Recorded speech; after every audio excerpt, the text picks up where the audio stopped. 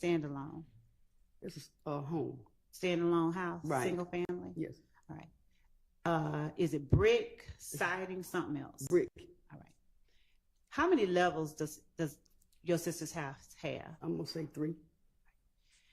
And when you walk into the door, just from outside, which level do you enter? You enter on the 2nd level. Okay. And do you or your sister sleep on? Different levels, yes. Okay. Would you describe for the jury, or tell the jury, I'm sorry, who all on April 28, 2015 lived at that house? It had to be my sister, Mm-hmm. one her daughter, Okay. and me. And you. Would you tell the jury a little about yourself? Do you have children? Yes. How old are they? My oldest will be 48 in next week, and my baby is 47. Did either of your kids live at 1428 Adele Avenue? No. In April? No. All right. Your sister, how many kids does your sister have? She has 4. All right. Would you tell the jury first the name and then the age of the 4 children that your sister had? Your Honor, I'm going to object as to relevance. Your Honor, this is the address that the jury just heard about? Age of the children? I can approach as to why I'm doing it that way, but I have a reason and it is relevant. All right, I'll give you some leeway. Thank you. Would you tell the jury the name and age of your sister's 4 children? I think the twins, which is Diamond and Daryl, maybe 27 now. And that would have made them, what, 18 in 2015? I suppose. Okay. And what's your sister's oldest child's name? Stacy Adams, and she's 40. She's 40. So she would she have been 31 in April of 2015? I'm thinking yes. Does your sister have a son, Philip Collins? Yes. Does Philip Collins go by the name Philo? Yes. And would Philip Collins have been around 25 in April 2015? I would say so. All right. Did your other siblings have children? Did your other sisters and brothers, did you have other nieces and nephews? Yes, I do. All right. Did any of those other nieces and nephews at any time during April 2015 live at the house with you and your sister? No. All right. Did your sister's children, the 4 you just named, Philo, Darren, Diamond, and Stacy, did either of them live at the house besides Diamond in April 2015? No. Did they visit the house regularly? Well, you know, they come by because they want to eat, and I cook a lot for everybody. You know what I'm saying? And it's delicious. Would you describe for the jury the area of Atlanta that, let me be more specific. Do you know where the Atlanta University Center is? Yes. All right. Is 1428 Adele Avenue down the street from Morris Brown College? I wouldn't exactly say down the street, but it's not far from the home. Right. And is it also close to Spelman, Morehouse, Clark? Yes. All right. And also, please describe in the best way that you can the neighborhood that 1428 Adele Avenue is. It's a wonderful neighborhood to raise your kids in. You know, it's a wonderful neighborhood. It was not, we felt no danger or anything. It's a nice neighborhood. Is it mostly houses like the one you and your sister lived You in? can object as to relevance, Your Honor. Overruled. Does the house itself sit off of Adele Avenue, or is it in a subdivision? Well, it's just a street with houses, you know. Okay. How often did your sister's children, either Philo, Darren, or Stacy, visit? Well, Objection as to relevance. There's, Your Honor, I am asking. Sustained. Okay. Asked and answered. Out of all your nieces and nephews, did you have any other nephew who was 18 in April of 2015? no. Okay. And did any of your other nieces and nephews visit your home at 1428 Adele Avenue as often as Cecilia's children did? No. Would Cecilia's children visit at least once a week? Yeah. All right. Oh, Leaving. but I was trying to be. seeing the relevance of this right now. So you said you would get to it. We are. Okay. Thank you, Judge. Ms. Bell, do you remember April 27th and 28th of 2015? Yes. Why do you remember that date range? That was the day that I was shot. Could you lean into your mic and speak a little louder for this jury? That was the day that I was shot. All right. On that particular day, do you remember what day of the week it was? I want to say a Monday. Okay. It was started Monday but it probably ended up Tuesday morning. All right. And did the day involve anything of note before you got shot? Did anything happen? No, everything was fine. All right. Do you remember who all was at the house that Monday? I'm gonna say, I guess, it's me, Cecilia, and her daughter. All right. Did you all have any kind of concerns for your safety that day? Not at all. All right. Do you remember about what time you turned in for the evening? Well, I usually go to bed kind of late. What's late for you? I'm gonna say 12:30, Okay. somewhere like that. And was that particular night any different than any other? Did you go to bed about 12:30? Yes. All right. Were any of your nieces or nephews visiting at that time that you went to bed? No.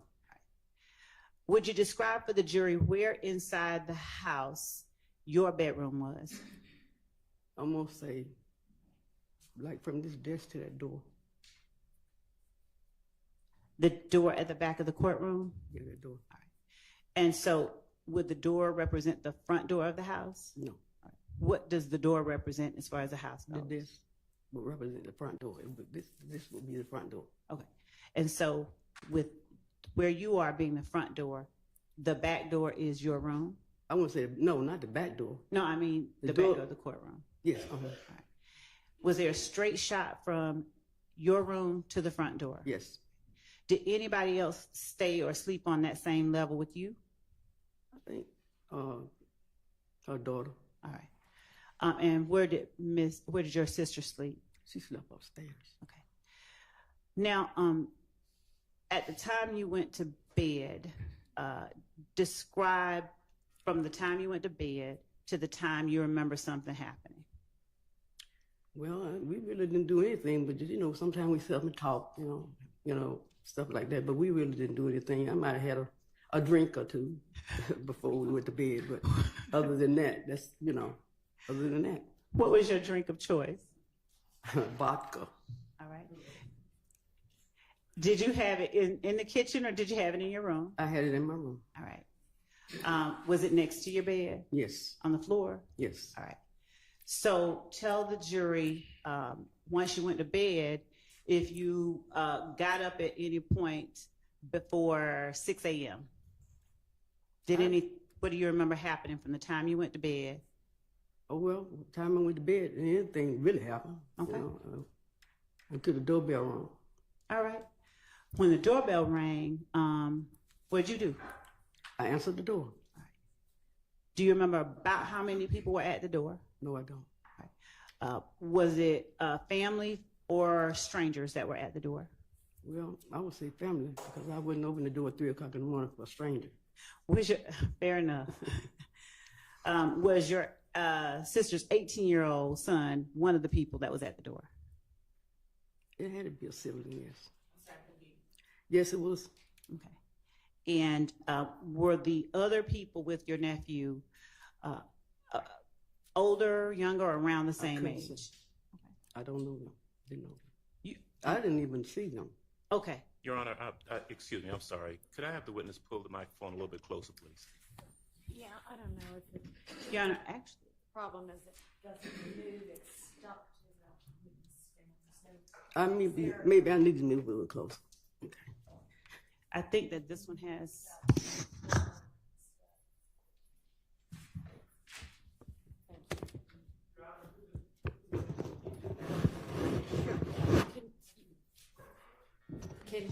Can she repeat that last answer once we've got the mic fixed?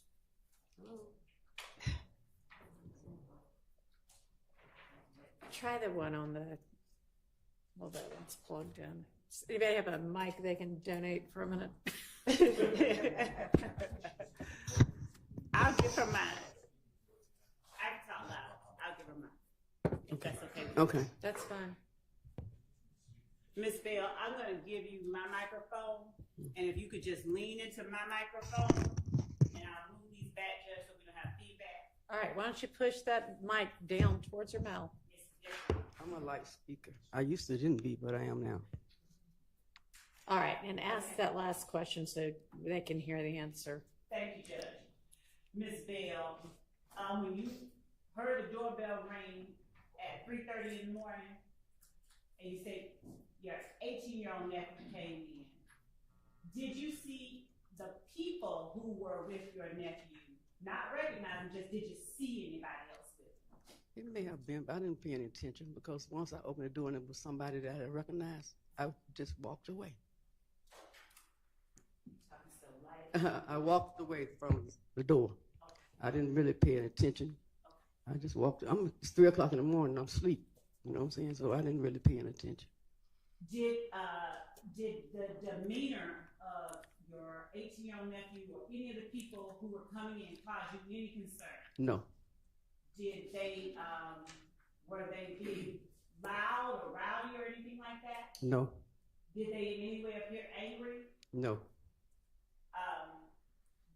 Do you know or did you recognize what they did once you let them in the house? No. Now, do you like guns? No. Do you make it known to your nephews and nieces you don't like guns? Yes. Do they respect you enough to respect the fact that you don't like guns? Yes. All right. So on this day, if it's 3:30 in the morning, was the previous morning was the previous day the Monday, or are we now in a Monday? The previous day was Monday. So if it's this 3:30 Tuesday morning, Yes. did you see any guns in the hands of anybody that you let in the house at 3:30? No. Do you remember what anybody was wearing? No. Was there any room on the level that they came into that you saw them go in the direction of? I didn't pay any attention. Tell the jury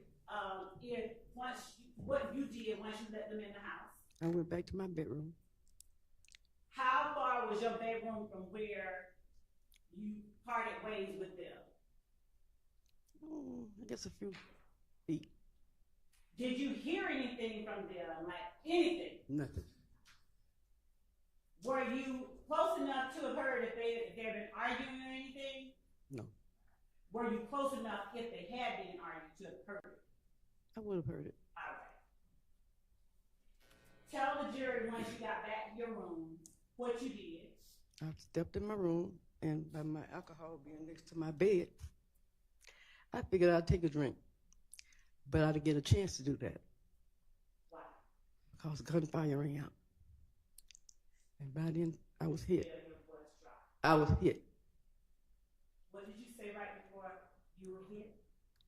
I picked up the ball, and then I put it back down because I was hit. Did you hear anything before you were hit? I guess I probably heard a gunfire, but nothing else. When you say you were hit, what do you mean? I was hit by a bullet. I was shot. I just said I was hit instead of shot. Did you immediately know you had been shot? Yes. What happened? How did you feel it? Tell the jury what that was. Well, actually, I didn't really feel any pain at that time. I was very scared, and I looked into my hallway, which is right my bedroom, the hallway right at my bedroom. So when I turned my back and looked around, the police was already there. Do you have any idea how long it took you to gather yourself and look around and see the police? I really didn't have any time. Did you see when you realized you'd been shot, were you able to see if there were any holes in the house for a bullet to have come through? Like, did a bullet, did you see where it came through? It came through my wall. Through your what? My wall. Do you remember how many shots you heard? No, I don't. Did you hear more than one? Yes. Do you remember what they sounded like? It was very loud. Do you remember whether they were fast? Fast. You being way more dignified than me, probably won't do this, but was it or something different? I really don't remember. What do you recall doing after you looked around and saw the police officer in the house? I just stood there by the bed. By the bed? I stood by the bed. I never sit down or anything. I just stood there. Was the police officer inside your bedroom when you looked? No, he wasn't in my bedroom. He was in the hallway. Do you recall saying anything? No, I didn't say anything to him. Do you remember who all was in the house at that moment where you noticed the police was in the house? No.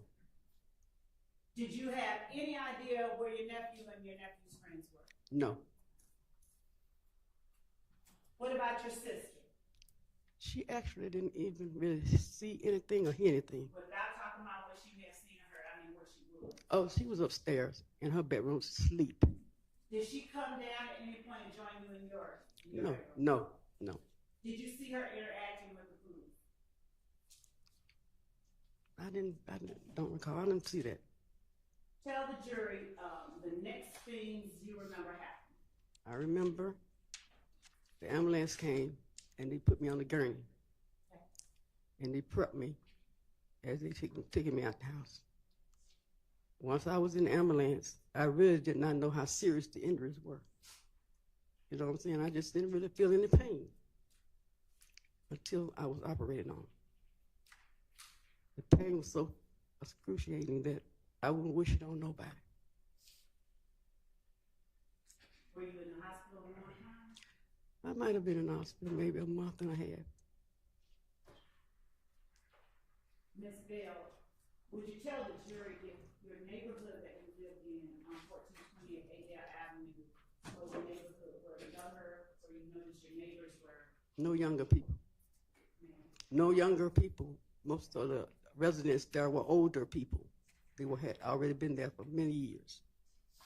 40 or older, 30 or older? They was older than that. Did you notice whether any of them had kids that came often that you saw? No. Ms. Bell, I'm going to show you what has been marked as State's Exhibit 5KK, and forgive me for not knowing the military. Kilo, 5 kilo, through 9 kilo, and a copy Mr. Brown is providing to the defense for them to look at while you're taking a look at 5 kilo through 9 kilo. And just tell me if you recognize the area depicted in these photographs. Looking starting at 5 kilo right here. Do you see 1428 Adele Avenue? Yes. Is that a fair and accurate representation in 5 kilo of what you and your sister's home look like Yes. in 2015? Yes. What about 6 kilo? Are you able to see the house in that? Yes. Is that too a fair and accurate representation of what the house looked like Yes. in 2015? Looking at 7, 8, and 9 kilo. Do you see 1428 Adele Avenue in each of these photographs? Not in this one. Okay. And this one is 8 kilo? Yes. All right. What about 7 kilo? Do you see y'all's house in that? Yes. Does it look like it did in 2015 and 8? Yes. What about in 9 kilo? Yes. Now, do you see Adele Avenue in 8 kilo? No. So,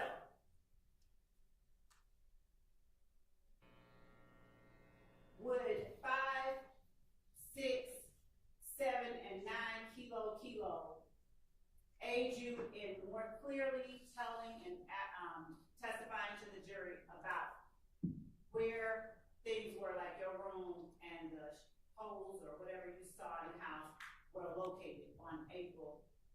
1428. Ask me that again. I didn't understand you. I'm sorry. All right.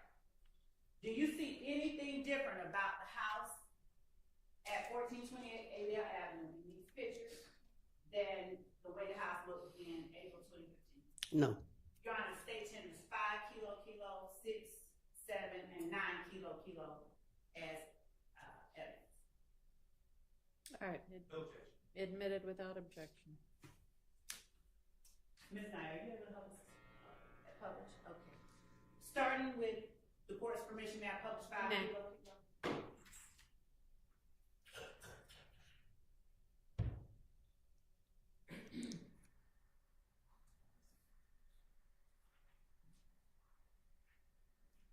And Ms. Bell, it's going to come up on screen in front of you in one time in just a minute.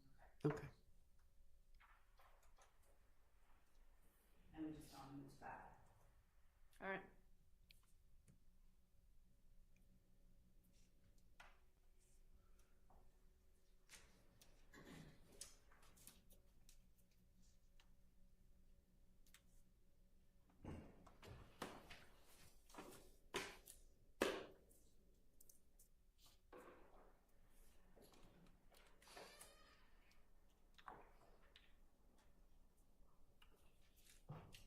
Once we blow it up,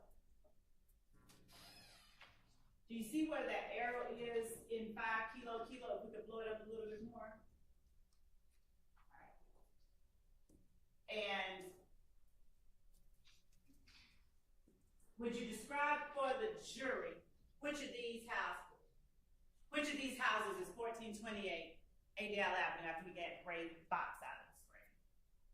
The one with the cars in the driveway. And would you tell the jury, are you able to describe for the jury where the front door of the house is?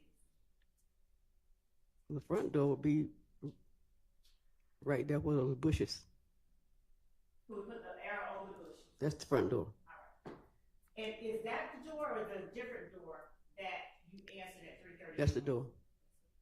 And does that door face Adele Avenue? Yes. In relation to that door, would you describe which side of the house your room was on? Straight. Straight through. back? Yes. Were you ever able to see how many bullet holes ended up being in y'all's house that day? I wouldn't say I seen it that day. I mean, later on, were you able to see how many bullet holes? Yes. Approximately how many did you see? I never counted them. Was it more than 3? Yes. Do you know if it got up to as many as 10? I'm not sure. Do you know if that house had any bullet holes in it before No, that ma'am. day? Can I have a tissue? Yes, ma'am. I'm sorry. Thank you.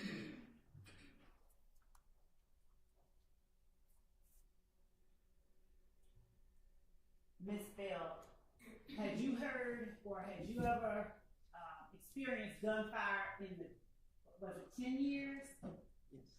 that you lived there before that day? No.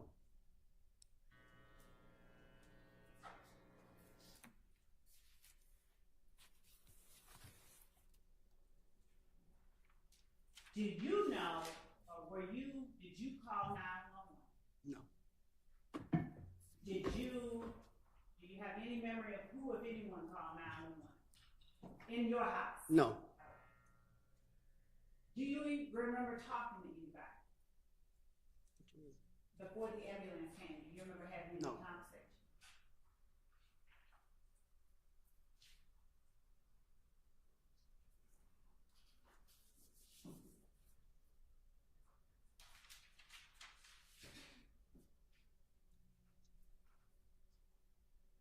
The 911 call.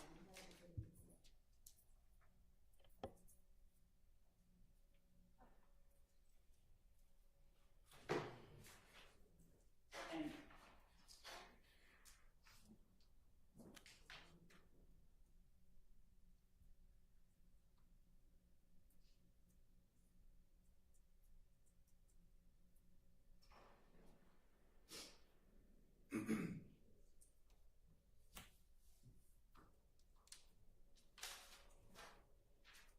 does your nephew, who at the time was 25, at the time in April 2015, did he have a child himself? Yes. Did you know the mother of your 25-year-old nephew's child? And by no, I don't mean like had a relationship with her, I mean, did you know who she was? I may have seen her. Did she live, did you know where she lived? No. In April? Had you ever visited her No. house? Do you know if she lived in an apartment house like y'all's or something different? I'm not sure. Are you at all familiar with Drew Drive? Yes. How are you familiar with Drew Drive? Well, everybody knows the old Perry home. It's the old Perry home. And had you ever driven or gone to that area generally? No. All right. Do you have any idea how far it was from where you lived on Adele? No. Do you know whether your nephew's child's mother lived? Objection, Your Honor. Ask the answers. She already said she didn't know her. Overruled as to that. Do you know whether your 25-year-old nephew's child's mother lived in that area?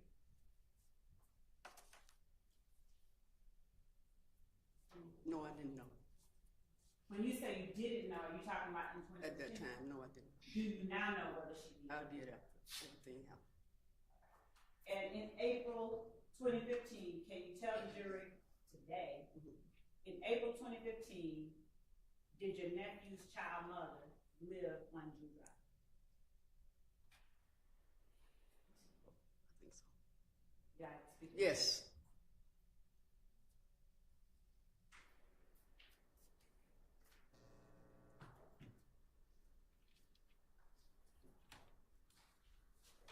Did you drive at that time? No. Did your sister drive? She drives. Now, the cars in the driveway of State's 5KK, are those, that's not your car? Is No. that your car? No. All right. Is that your sister's car? No. All right. Do you remember what kind of car your sister drove? April 28, 2020. Pacifica. Pacifica? Yes. Is that a van, Chrysler Pacifica Yeah. or something? Okay. Do you remember what color it was? It was like a blue. Blue? Yes. Any idea of whether it was dark, light? It was like blue. Okay.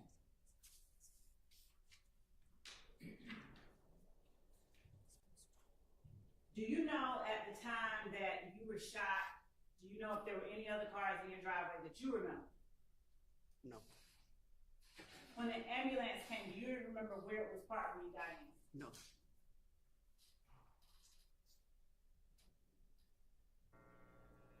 Did you ever see any shell casings outside the house? No, I didn't. Did you ever see any bullets inside the house? No.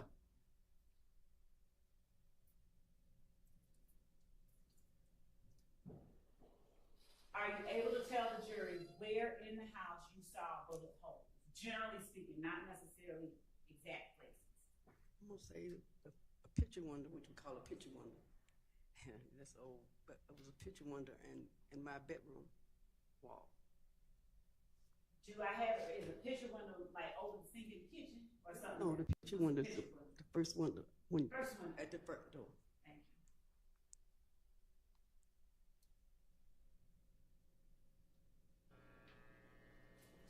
you. And did you at all ever see who it was that fired those rounds in y'all's house? No, I didn't. Just 1 second, Ms. Brown, I appreciate you.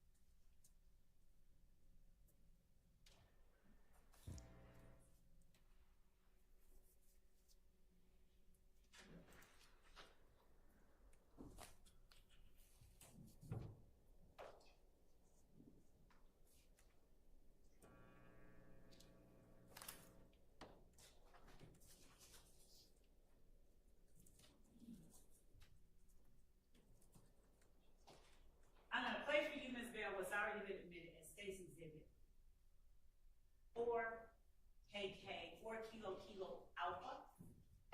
And if you could tell me if you recognize the voice of the person speaking first after the option.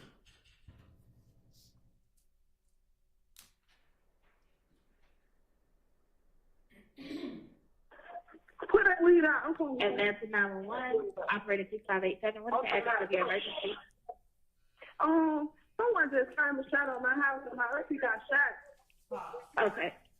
Oh, And stopping at 14 seconds in. Do you, without saying any names, do you recognize the voice of the person? I think that's my niece. The niece that lived with you? No. Okay, a different niece? Yes.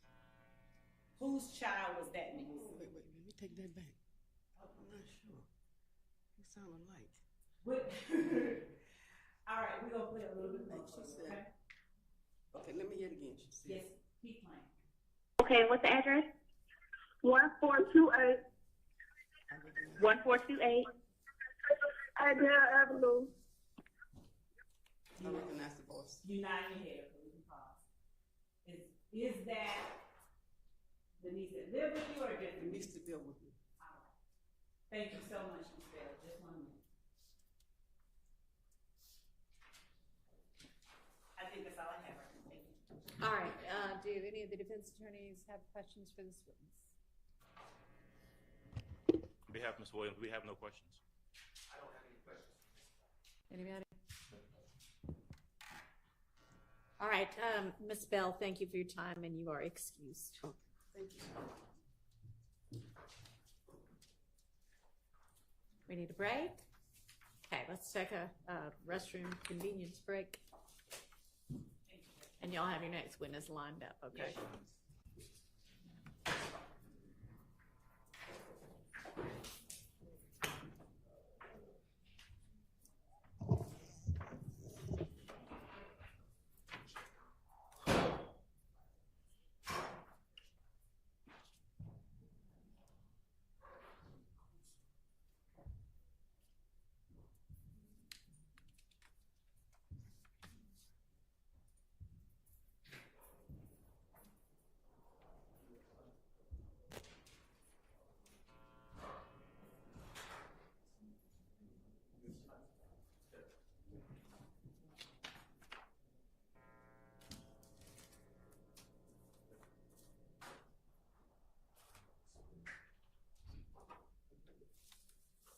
Well, I'm not sure where Mr. Atkins went, but I just wanted to make sure that the redactions that we talked about previously on those CAD reports got made.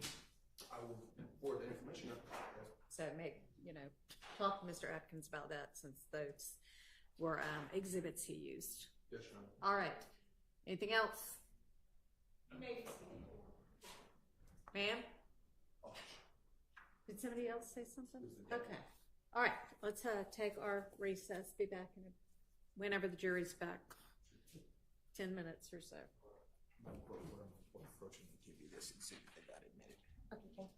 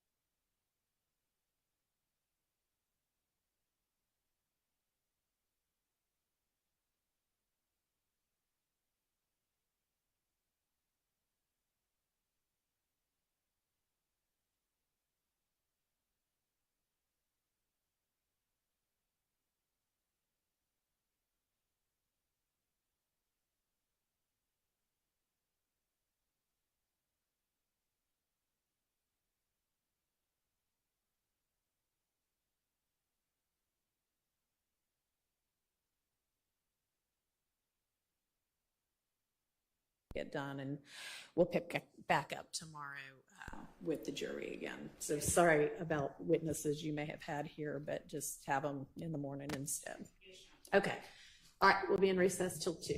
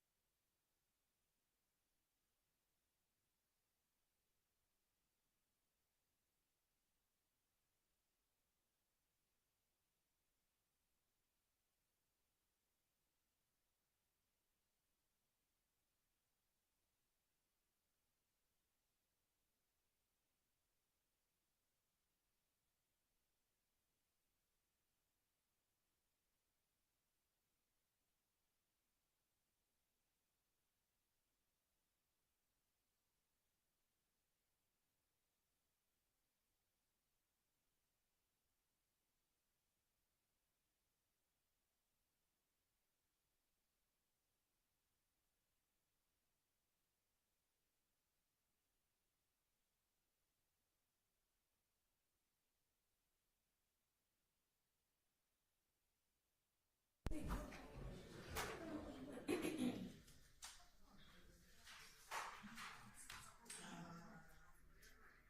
that the only area? I know this one. Okay.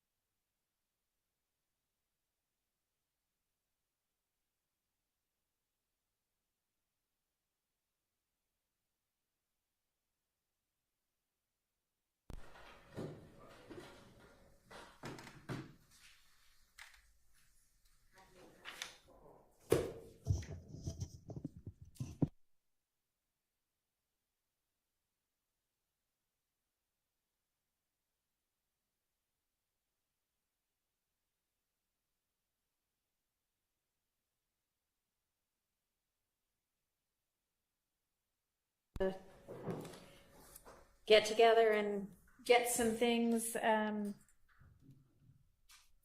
settled to get on the same page with exhibits and things? Do we have any kind of? With the exhibits, I spoke with Mr. Adams, and we agreed to exchange physical copies at 2. That was the suggestion, and so we're gonna do that. I did have an opportunity to speak preliminarily with some of the attorneys about the other matters. Okay. And so those are we're working on those. Good. And Miss Knight is headed over with the last page of the exhibits that we have, and we're going to exchange the 2, and we can continue to compare. Okay. All right. So if we're not quite ready to go through that, which it doesn't really make much sense to do before y'all have had a chance to see what you are on the same page about, then do we want to maybe keep going through the wiretap evidence, or because y'all were going to also get together on some of the Mr. Ryan evidence, so I'll give y'all a chance to do that as well. Right. I've only done part of that. Yeah, no, I know, and I mean, I was going to give you some. I know that we're having this unexpected non-jury day, so I don't expect y'all to have already accomplished all of that, but I don't want us to just waste time since we're here already. So one thing we can do is just skip over that one issue that you asked for a little more time on, and but you also haven't really had time to narrow down what else you think is on here. Okay, so what do we still need to look at that is not this either, but that is evidence? I didn't think about that. I'll let them respond. I'll see what they're- I'm listening. When you said not this either, what is Oh, sorry. So the list of all of the various parts of the wiretaps that the state wanted to introduce. Remember yesterday I encouraged them to further narrow that down, and obviously they haven't had a chance to do that yet either. So I don't want us to go over things that we might not ultimately need to be discussing. I'm just putting this on the radar. I don't have any anticipation that the state is ready to do this today, but I'm just, for my periodic reminder, there's issues with my client's cell phone was extracted, and there's issues with any texts or any information extracted from my client's cell phone. That was in 2022, so that's involving the Shamal Drinks case. I brought that up a couple of times, and the state said that they're going to identify those items. They haven't yet. I'm not complaining. I'm just trying to replace that on the radar for some later time. Okay. And Your Honor, I just want to make certain it's just the identification. There's not like a suppression or anything motion on the You table. just want to know what all they're going to use. I did move to suppress the search of my client's phone, but that was denied by Judge Glanville. So, you know, there's just a lot on my client's phone that has nothing to do with this case. There's bad character stuff. Well, I would hope if it has nothing to do with the case that the state doesn't intend to use it, but From my perspective, it has nothing to do with the case. I'll put it like that. And so at some point, anything that the state plans to use as far as text messages, things of that nature, that needs to be litigated. all right, when can the state do that? I think that in the same way we're doing with Mr. Ryan, we can schedule, Mr. Sharton and I can talk about when he's available, and we can actually go through it whenever, like this weekend. I'm not trying to buff Miss Love's offer to sit down with her, but it would just be It doesn't have to be me, just somebody. Well, Ms. it's not you. It's just if the state could just identify what they plan on using, and then I could look at their list and then figure out. Okay, Thoughts so on can you get, About Miss Love personally, it's just sitting down with anyone going through my client's phone. I just think if they go through it and figure out what they want to use and let me know, then and then you can maybe, okay. Sort of like y'all done with some of the other things. So if you can, when can you provide to Mr. Shart the proposed list, I guess? We need at least to try and whittle it down. We need at least through next week. So no sooner with. All right. So by next Friday, you could do that? Can we have until next Monday? By the following Monday, Yes. the 23rd? Yes. Okay. That's fine. And Your Honor, these are probably when I think about it, the sequence of charged acts, these are at the very end. So if we're going sequentially, I mean, that's assume, fine, but yeah, we still have to do it at some point, and so probably the sooner they can get it done and get it to you, and you can, y'all can maybe agree to certain things, maybe not, I don't know, but then we will have it available to litigate whenever we do have another non-jury day. So Absolutely. thanks for getting that put on the list. Appreciate it. Yes, Your Honor. What else are we going to still need to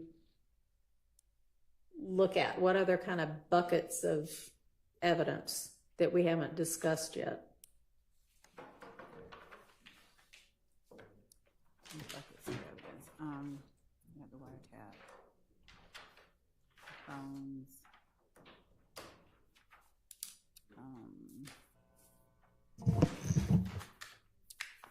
I'm thinking, Judge. Okay. And I mean, one thing we had done at some point, and I don't know if we got all the way through it, but the state had provided everybody with this order of proof and exhibits. Did we get all the way through that? Because that might help trigger, oh, this is something we're going to need to litigate. If y'all got those available, maybe we could look a little bit further through those. I can get a copy, and just for the court's awareness, we just got those printouts that I'm going to exchange with Mr. Adams. If we can be allowed to, the exhibit list printouts that I referenced earlier.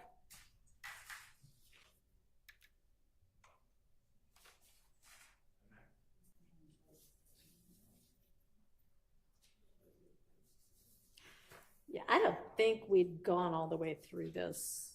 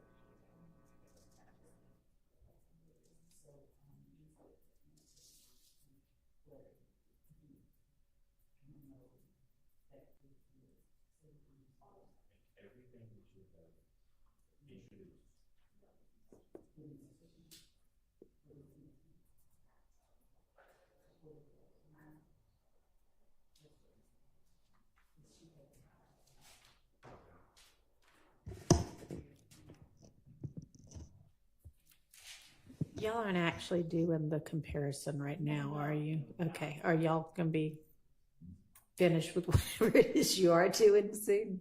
Okay.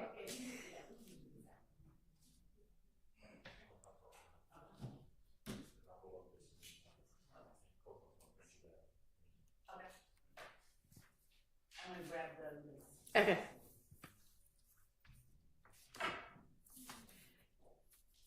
So if everybody has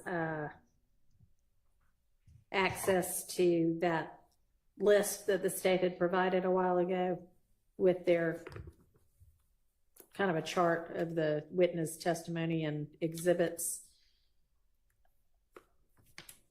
I don't think we went all the way through it, and that might help everybody to think about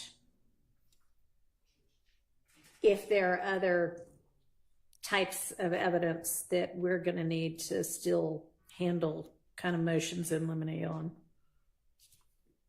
I know we've gotten through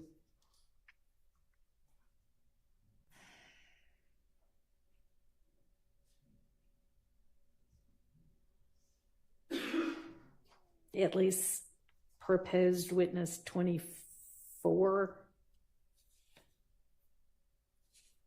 maybe 26, but I don't know if we've gotten much further than that.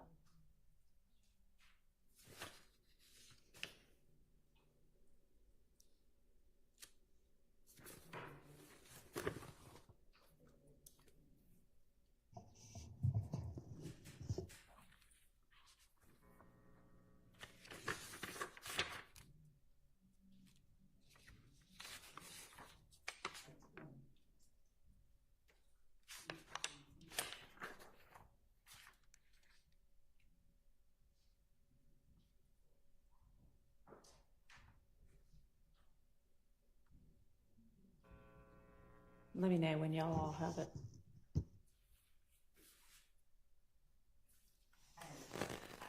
Okay. So if we're on page 6 at the top with Turner, I would assume y'all have seen all the crime scene photos. Do y'all know, do you, the state, know which ones you're intending to use? So, page 6. I mean, have y'all gotten together on things like that? Like, okay, here are the 25 or 10 or whatever crime scene photos that are going to be used with crime scene tech Turner and. I don't believe that our team has gotten with the defense on those. Okay. There is we had been, and we advised them that we had been told since 2022, I think, that there was a set of photos from Adele Avenue that we didn't have. They said it was lost in the hack.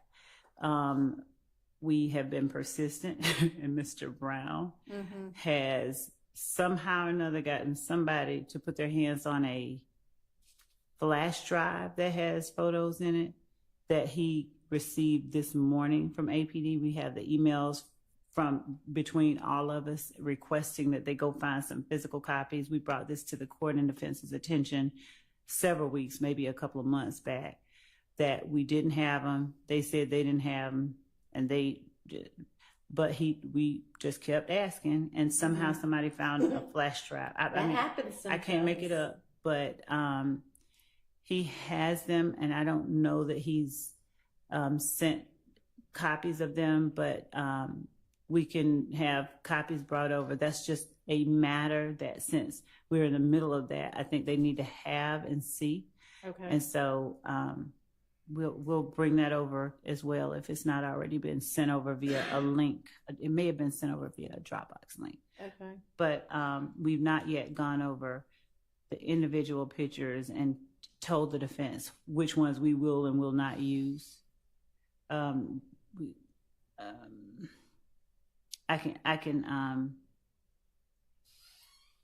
can get the prosecutor who will be Mr. Brown. I can get him over here, and we can have a conversation with a member of the defense, just one, so they can share that, because he's already taken those out and just made that decision. Can you have a member of your team go ahead and reach out to him, and can he maybe come over today? Yes, and yes. Okay. Yes.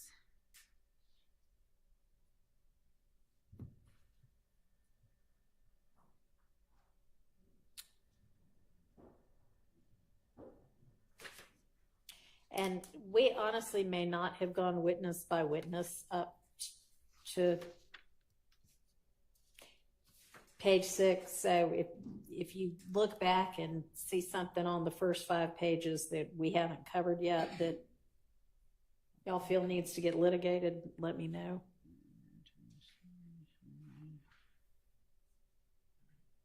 Or if you don't yet know kind of more specifically what that evidence is going to be and need to, let me know. Okay. I'm reviewing that now.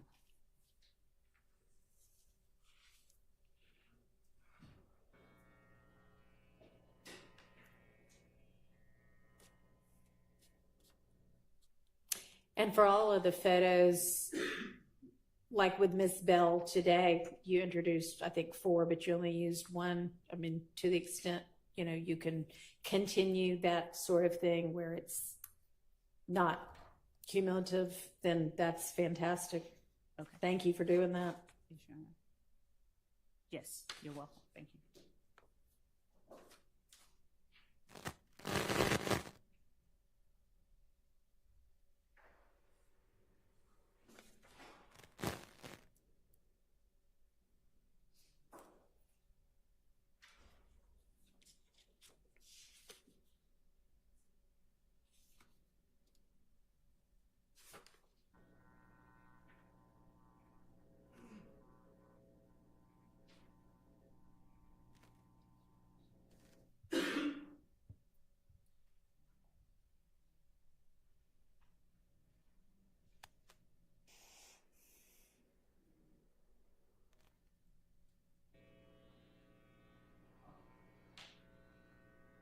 There is one witness whose attorney I'll just apprise the court and counsel that may be coming up.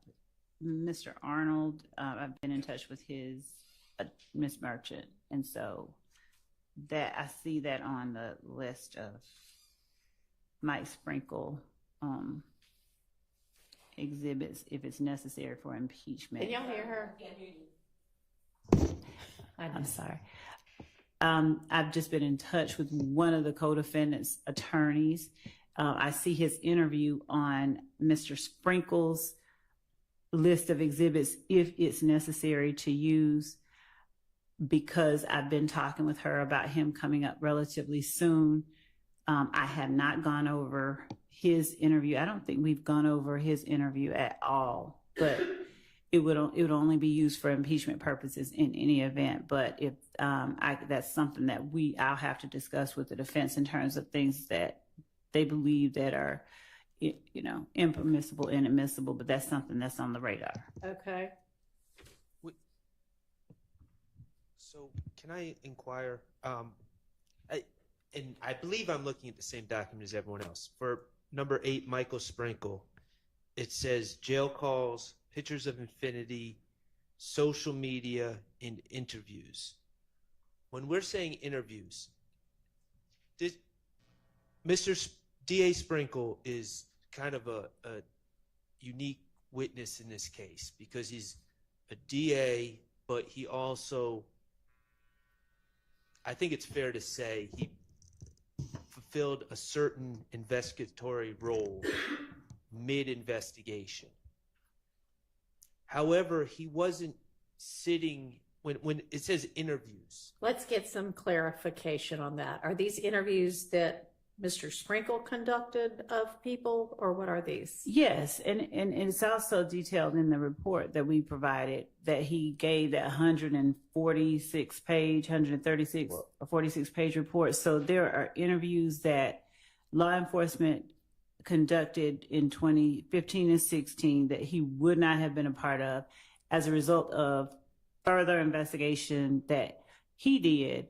He would have gone out to speak with some of those same witnesses again, and those are the only ones that he would be speaking to. Okay, so the state interviews that he was in, like it says 2017, like for impeachment if necessary. I don't see a 20. Are y'all looking at a different? That's what I'm wondering, because I don't see specific. It just says interviews. And I don't see a date or anything. Okay, Maybe if you've got a more detailed exhibit and witness list by now, maybe share that with us. I do. It has some notes on here, so but I will say it out loud if that's okay. Okay, yeah, no, that's fine. So ours just says jail calls, pictures of infinity, interviews, social media. It doesn't specify. Thank you, and I thank Mr. Shard as well for that, bringing that to my attention. So the Quindarius Zachary 2017 interview, if necessary, the Martinez Arnold 2017 interview. Okay, so my concern was simply this: we're on the same page that he's not going to be commenting on interviews that he simply reviewed to bring himself up to speed before beginning his work. It doesn't sound like it. Okay. These are interviews that he Yes. was a part of. Right. Okay. So maybe interview, maybe not the best word, but If he conducted it, if he was a part of it, then for impeachment purposes, he would be the one that would be impeaching the witness if necessary. And it would be only for witnesses that have already testified and testified in Correct. Okay. Yeah, yes, Your okay. Honor. So he's actually a little bit out of order. Well, no, I guess not. I don't know. So Arnold, Zachary, and whom else? We have Kenya Morton, if we call her. She has been listed as an alibi witness for Mr. Kendrick, so we may just let him put her up, but we haven't. She's on here, so we can still discuss items within that interview that may need to be dealt with or redacted. So that's 3. All right, but yes, so these would be only after they testify and for impeachment. Absolutely. If you don't just use the interviews to impeach them while they're on the stand. Right. Okay. And then, do we know whose jail calls? We have Mr. Arnold's, Mr. Bradford's, Mr. Stillwell's, Mr. Sledge's. I think we have dealt with the ones from Mr. Sledge while he was. We dealt with the one I think that we were dealing with Mr. Sledge. And in Mr. Sprinkle's report, he referenced specific ones as it relate to Mr. Arnold, Bradford, and Stillwell. But what we'll do is go through those. That's another conversation we have to have and inform counsel for defendants, specifically those jail calls as well. So right now, what I'm looking at that we need to do from Mr. Sprinkle is go over the 3 interviews that potentially he could testify about if necessary, and just deal with any items that maybe need to be addressed, redacted, dealt with, and the jail calls from Mr. Arnold, Bradford, and Stillwell.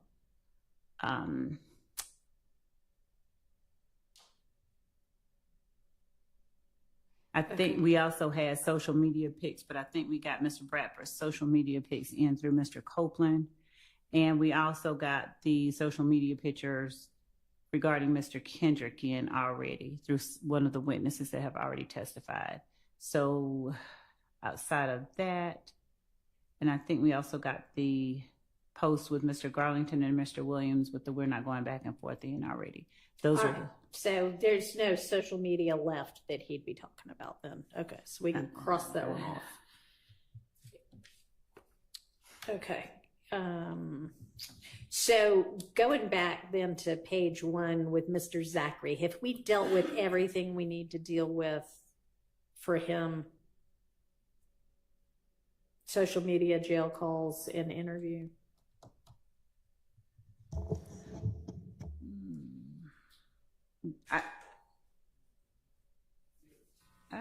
Let me check our bucket that we've provided. Hold on. I can answer for the interviews. We have reviewed the interviews on the cursory level for bad character, those sorts of things. Now, my stance is that those out-of-court statements should not be played unless there's a proper foundation. So, of course, we still have that issue, and that won't be resolved until we hear what Mr. Zachary's testimony is. But we have reviewed those statements. Okay, I thought for so. The other stuff. And jail calls and social media, yes or no? You on the 2017, March, I believe, 3rd, 2017 interview of Mr. Zachary. There was one part that the Honorable Court, I think, redacted that I would like you to reevaluate if it becomes necessary. I understand it's all premature, but there's one section on one page that I would like to, I plan on, if it's ripe, cross-examining Mr. Zachary on it and then impeaching him if he says something different. Okay.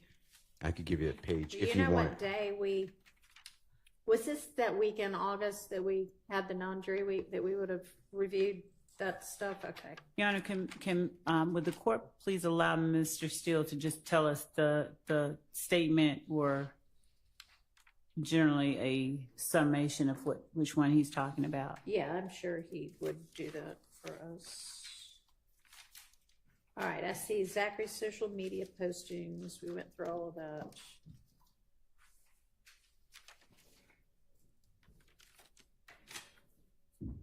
Was this wasn't one of these things on these big, this is Zachary, these things? No, that's, yeah.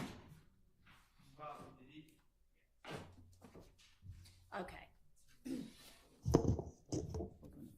So can you direct me a little more specifically now that I've got that in front of me?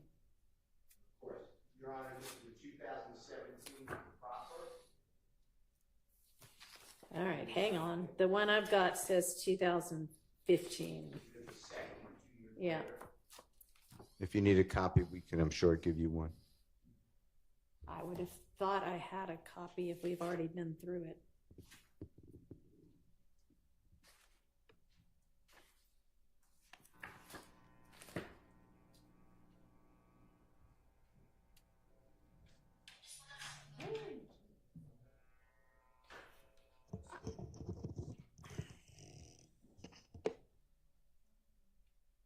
Maybe I just looked at it online. I don't know.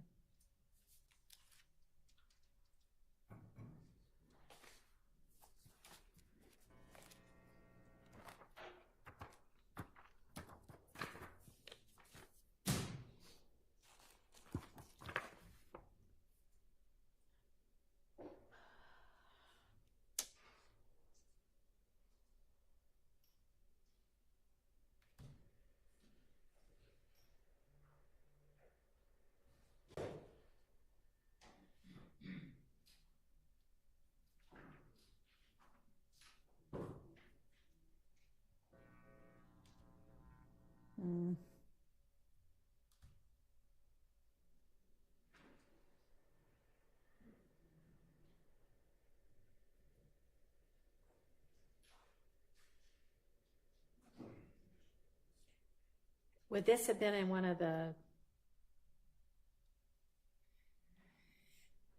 evidence reviewer links, maybe, that the state sent? This particular interview was not on evidence reviewer. Okay. It was they were the MP3s. There were MP3 files, and there was an audio. I honestly don't remember us playing the audio of this in court. I think we were mostly working off the transcripts. Is this, okay.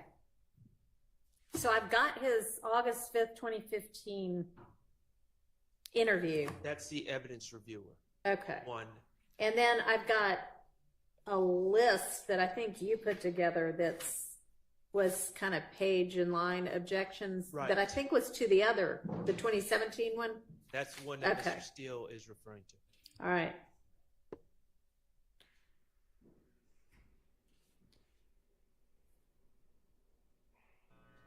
So I ought to have a transcript of it somewhere, but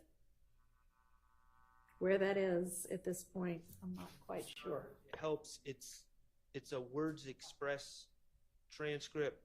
It's not one of the ones that the state produced. The transcripts, there's some look one way, some look the other one. This one is a Words Express transcript, and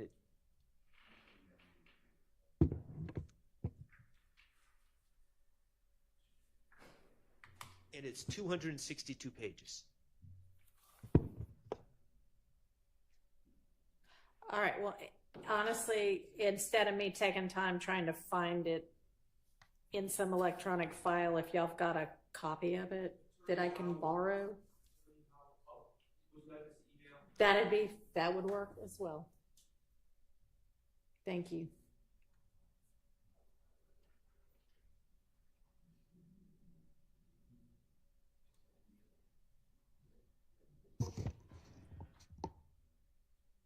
This is the one that's 275 pages? Okay. Just because I know we have multiple transcripts by different transcribers, if they would just, if the court would allow them to send to the state as well, the one they're referring Mr. to. Howell, can you send it to Miss Love as well when you hit send? Thank you. Thank you, Your Honor.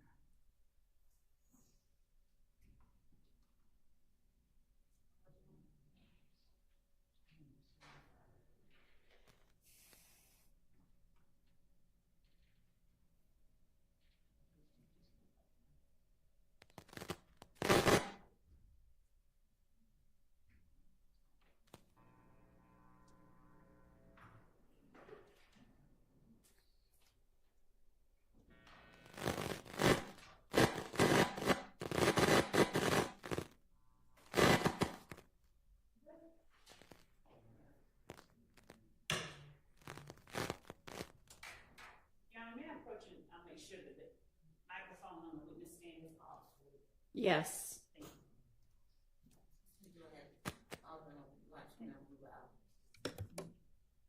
I think this might be the culprit. Hmm? I think that the extra microphone on the witness Might stand be what's causing it. I turned it off. Okay.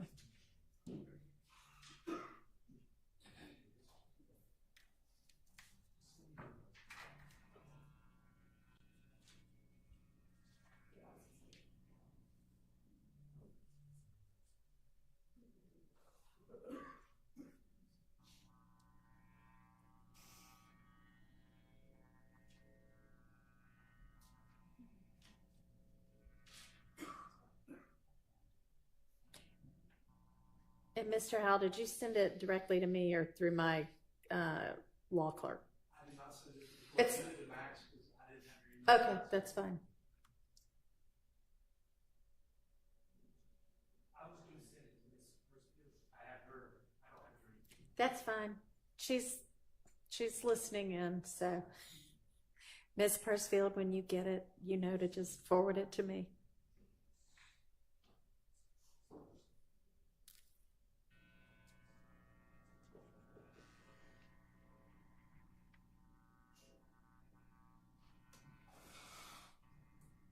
And I just sent one. I think I found the one, and so I just sent it to everyone as well. So, including the court, if that's the right one, they can let me know if it's not the one they're using.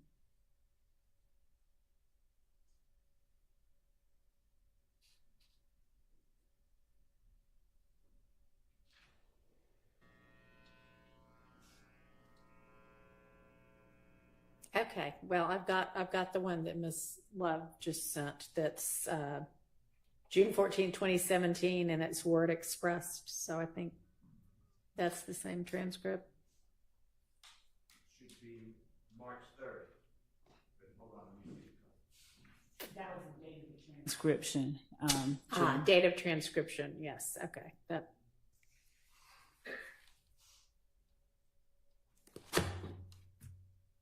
Okay. Anyway, so now that we've got it.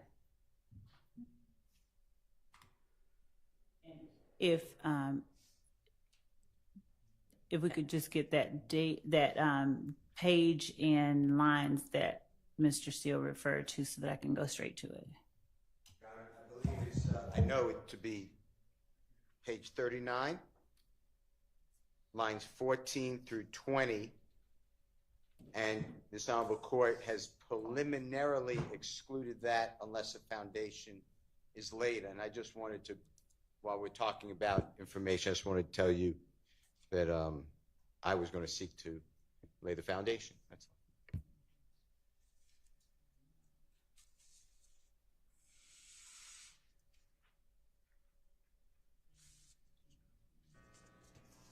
Yeah.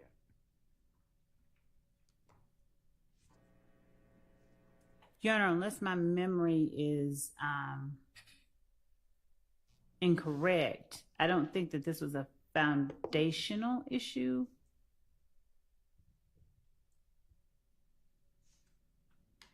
I guess the record will most accurately reflect what it was that it was excluded on, but I don't believe that this was an issue about foundation. Line 14 through 20 on page 39.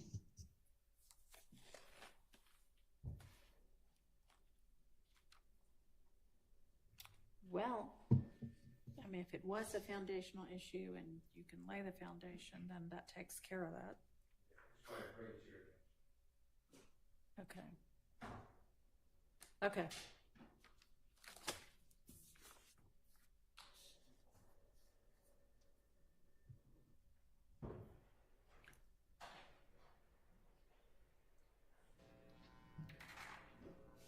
Miss Love, do you have a, Judge, I don't have my notes on that hearing that we had that Mr. Steele is referring to, so I don't have at hand the court's ruling or anything that I can make a definitive statement about it on. Not that. okay. I'll have to search through that. I don't have those notes. I'm gonna check with the team. Your Honor, I reviewed my notes from that day. Okay. For page 39. What day was it? That would help me. 2 days later. August 6th, 2022. August 6th. Okay. Court has state to sort out the argument. Say it again. Pick up the mic and say it. Court asks the state to sort out their argument on this and get back to the court. Ah, well, there we go. We may be on the same page. At the time, I was trying to figure out what was based on personal knowledge versus hearsay, and the state was arguing either personal knowledge or statements of a co-conspirator. So at the time, on August 6th, the state was seeking to admit this evidence. And so that's why they were supposed to circle back. But now, as trials progressed, Mr. Steele is saying he wants to use it. So that's why the state was supposed to get back. Okay. Does that ring a bell, Ms. Love? A small one. I'm just going through our notes on that. Okay.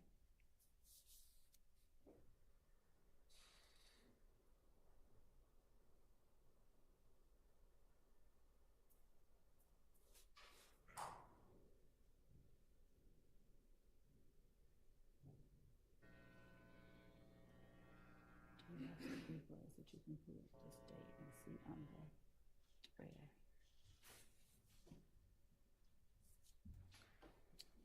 No, I didn't bring the, and you ain't gonna put them in your ear. We got some of them, but I'm not gonna let you put those in your ear.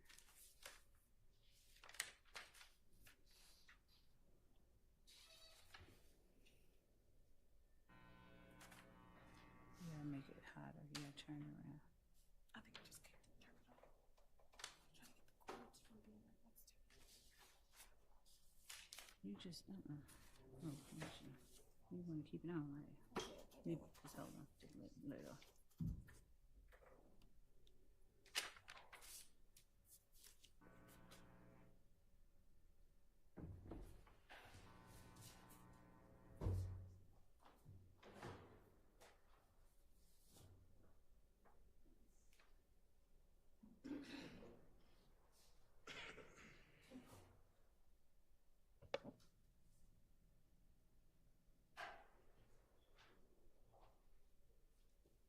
I see.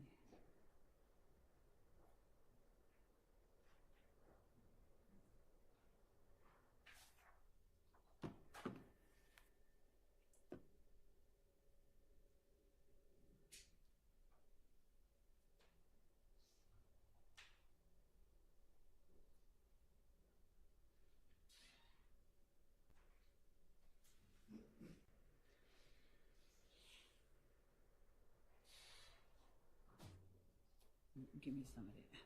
Hold on. All right, can you feel it? Yeah, I do with the cords. Girl. Okay, I see what you're saying. They thick. It's a tripper. It'll stop. It needs to.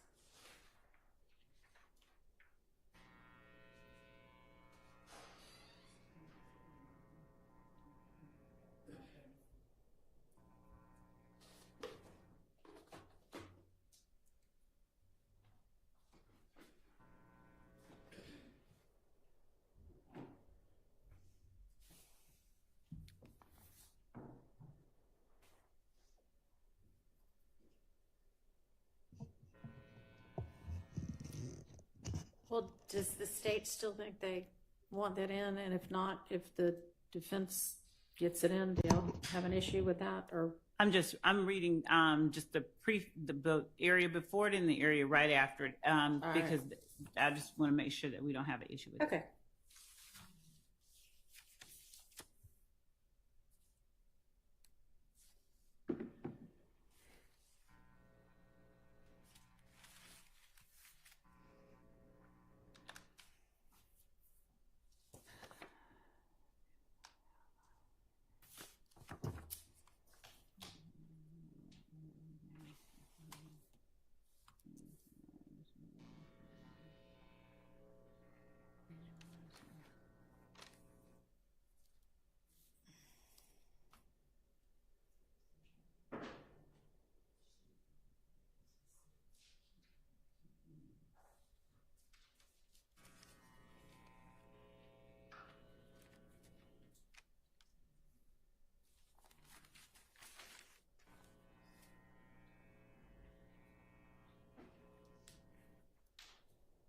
And Your Honor, it's also going to some extent, rely on what else was kept out and what was kept in. So that's the reason I'm just searching through that portion.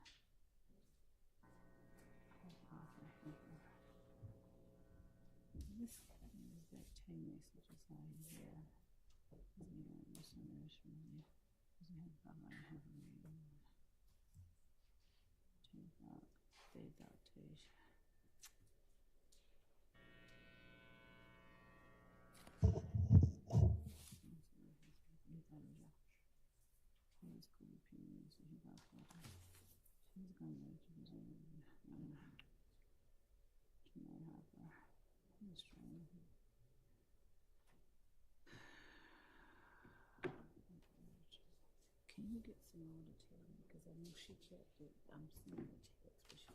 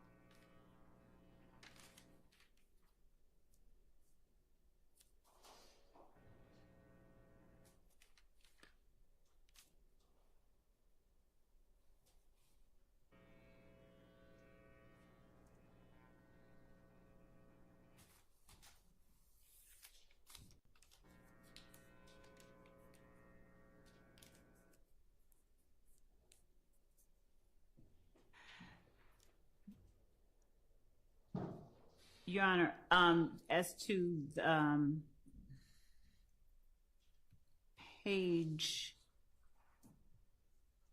39, lines 14 and 20, they hearken back to page 38, lines 11.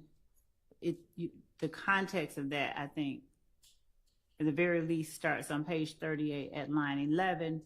And in that, the soon-to-be-called witness is informing the detectives about someone's opinion regarding who shot up a certain location. And that is listed on page 38, lines 11 through 12.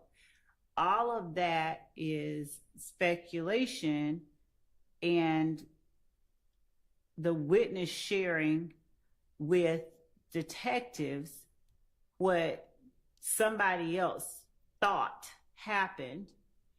And so as you get to lines 21 through 24 on page 38, when asked explicitly whether that happened, the witness says, I don't know.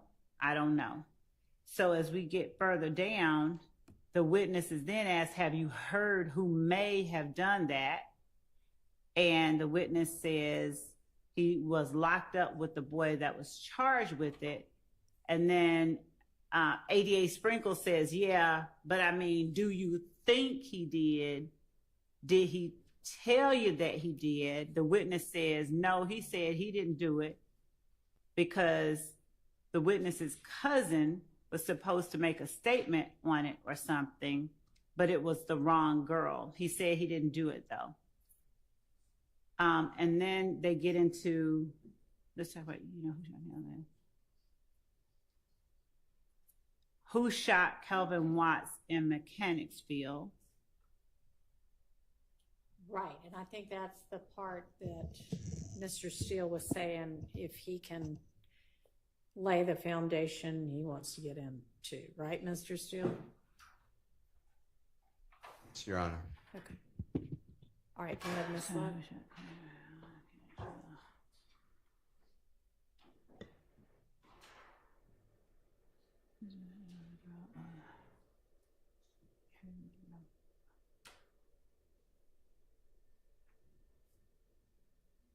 Okay, I remember this argument. So if there's no objection from anybody else, I don't think that we have one to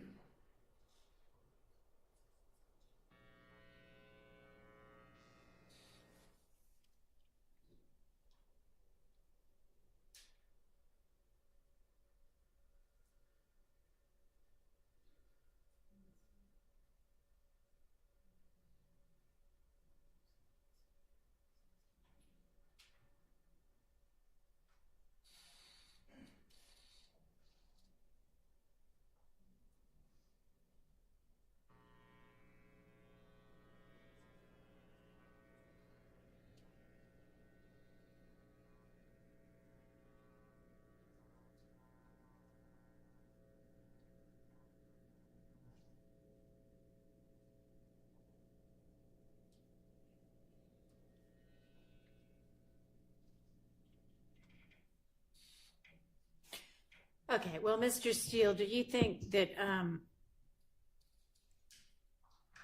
is your plan to kind of ask some foundational questions to figure it out, or do you think that it's already enough here in this transcript? I think it may be enough, but I will ask foundational questions. Okay. I mean, it seems if like needed. I'll ask him first.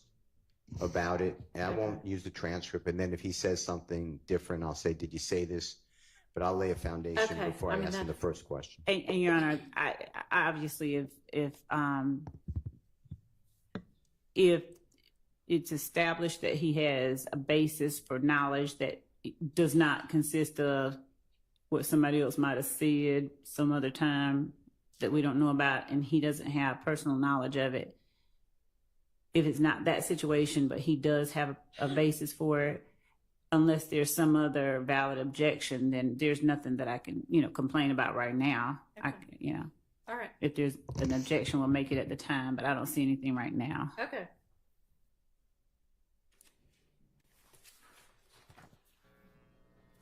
Thank you.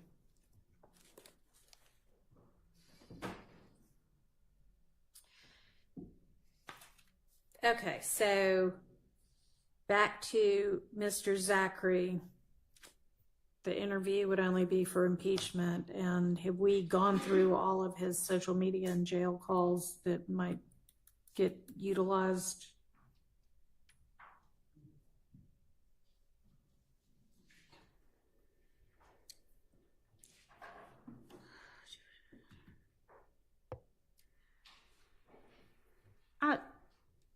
I thought we had gone through his I mean, I thought we had to. social media, Just checking. very least.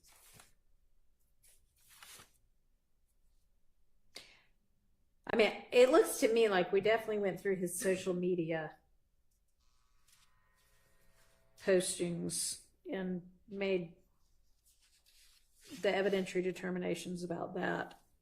But I don't know if we did jail calls or not. I don't recall going through any jail calls. Okay, so are there jail calls that you might intend to utilize? Isn't he coming up pretty soon? Potentially? Potentially. Potentially? Yes. Okay.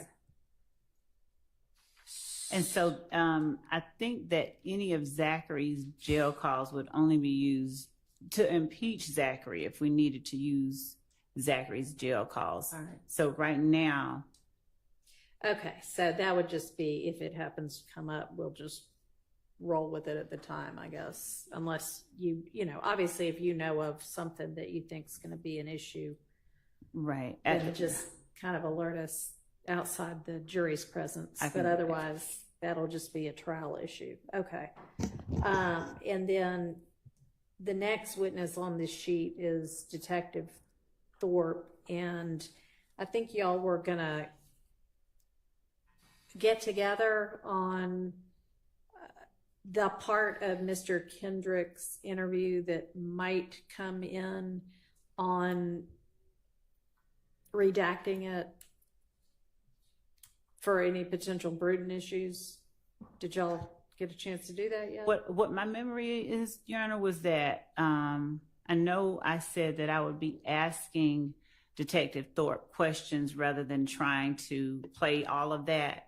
And there were maybe portions where Mr. Kendrick talked about where he was on January 10th. Okay, yeah, 2015. no, That I'm looking part I now. would We let. did. Okay, so we just went through what was okay and what wasn't. Okay. All right, so there aren't any outstanding issues then for him. There was one thing, and I don't think that it's on here, but we were trying to put our finger on it within our team because we had identified a call between Mr. Kendrick and Miss Morton, where Mr. Kendrick, from our listening of it, seemed to be essentially trying to establish an alibi. And it seemed, I'll be clear, he said, I was with you. I was with you. And she says something to the effect of, yeah, you were with me. You were with me. Mm-hmm. And I wanted to put Mr. Weinstein and his team on notice. He's not here, so, but Mr. Howell, yeah. Mr. Howell And his team on notice that there is that call that is in the calls that were served in 2022, but we are wanting to identify the exact date and time to extract the MP4 so that they have it. But All right. We have it identified. It's just locating it in the large bucket of calls. But that is one that we know that we will end up playing. Okay. All right. Thank you.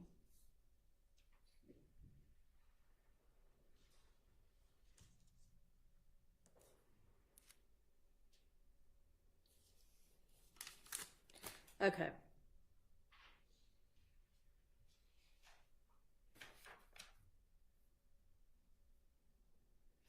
And we're guarding the custodian of records. I know that we've probably beaten this horse, but there's still no stipulation regarding those. Nobody wants to stipulate as to, okay. Doesn't sound like it. If anybody reconsiders on that front, please let the state know. All right, so with Mr. Sprinkle, with the jail calls for Arnold, Bradford, Stillwell,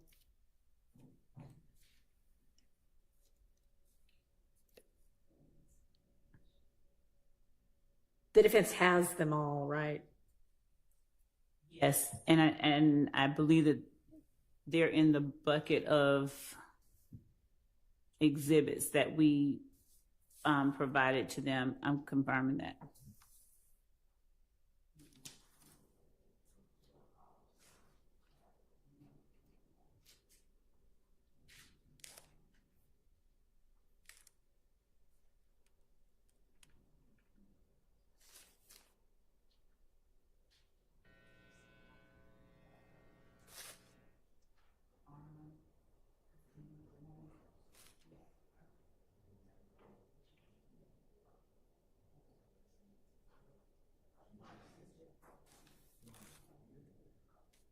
Yes, sir. On the subject of jail calls, I know we changed, we went away from this topic, but the state mentioned Quindarius Zachary jail calls. From my recollection in the discovery, I don't believe we've ever been served Quindarius Zachary jail calls.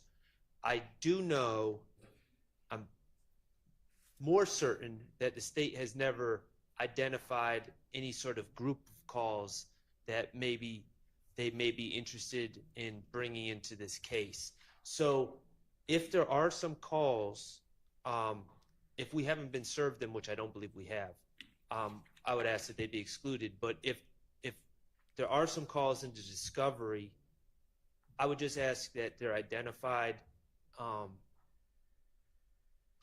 before, like, right when the state wants to bring them in, because we're going to have to review them.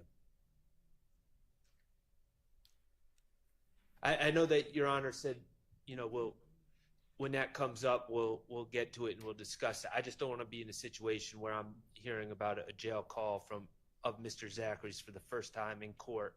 And Well, then having certainly if y'all don't have them, then that's an issue, but let's find that out. All of the jail calls have been served. All of our jail calls for especially Mr. Zachary, which would have been those that we had around 2015. And I'll go look and point to specific things, but again, I have not identified any particular calls of his that we intend to use, and we wouldn't be introducing anything except for impeachment purposes. And his statements, the summaries of his interviews and transcripts of his interviews have all been provided.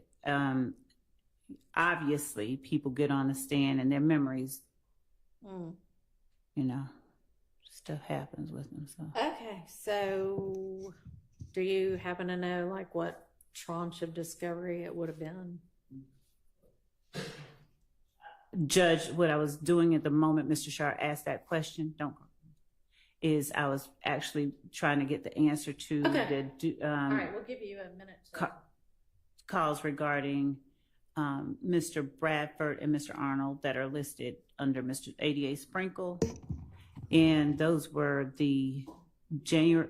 Oh, Bradford and Arnold, we got that. I'm talking about Zach. The court made the inquiry, so I was trying to...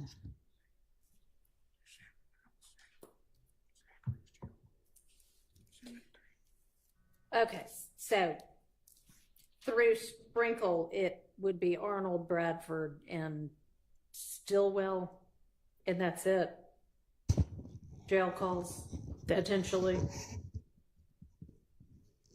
I believe it would be, those are the ones that we have identified so far. Yes, those are the ones that we intended. There were only, I think, 5. And I paused because I was now looking at okay, there they are. So the January 11, 2015 call between Martinez Arnold and Javaris Bradford. The January 10th, 2015 call of Martinez Arnold at 7:42 p.m., the January 10th, 2015 call at 8:18 p.m., and the January 17th, 2015 call at 7:17 p.m. Those are the ones that we have provided that we intended to introduce through ADA Sprinkle. Now, as to the follow-up question that Mr. Sharp just asked about, and that the court inquired about, the Zachary jail calls were served in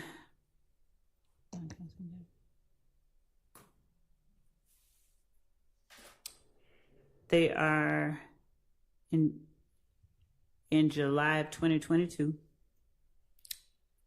under the jail calls folder. Okay. July 6, 2022 at 9:16 a.m. So the first discovery service, and it's in the folder called Zachary, Quindarius. All right. So that ought to help y'all locate it to review or re-review. Could we just ask, as soon as the state identified, and I understand that they're saying for impeachment at this time, but as soon as they identify what they want to use, that they let us know, so we're not, I just don't want to litigate in court while the jury's here, just like the court. And I appreciate that. The court instructed us to alert the court and counsel outside the presence of the jury if that need arises. The court does have periodic breaks, and we intend to do that without. I mean, I imagine it would be kind of hard to know before you know how he's going to testify. But is it a large volume of calls?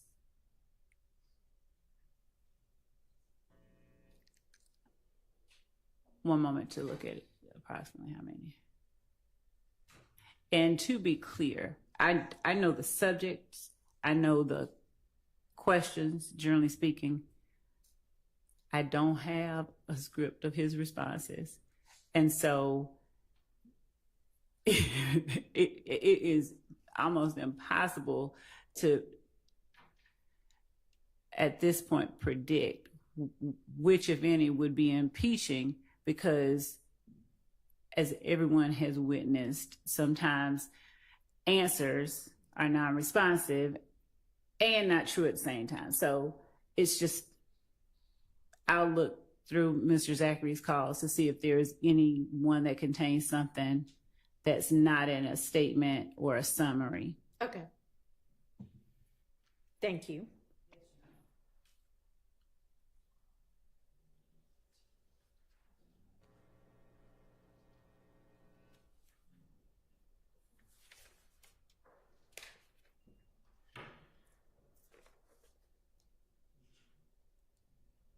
All right, so then I think that with regard to Mr. Sprinkle and what evidence would come in through him, we've gone through that. And then we've got cell phone custodians. I think we already talked about Mr. Burney.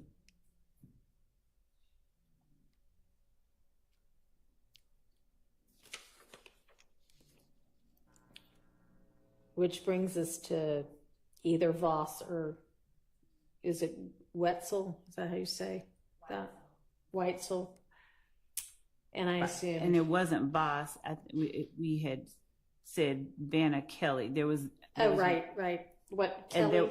Right. And Voss is the one. There is one outstanding matter before,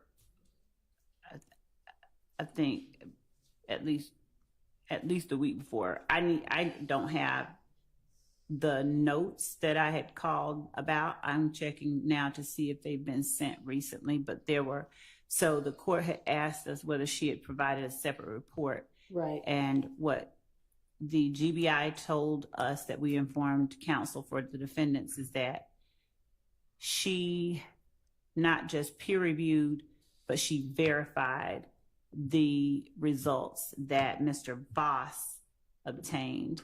And her notes were what I requested from the GBI. Normally they're pretty fast, and I'm just checking to make sure that they have not sent them and I just missed it. But I'm going to also follow up. All right. So either if you do have the email, just send that on, and if not, follow up. Okay. So that's all that's outstanding for that. Okay, Officer Atha, that doesn't look like anything particularly. You'll just pick which pictures are necessary. Same with Sanders.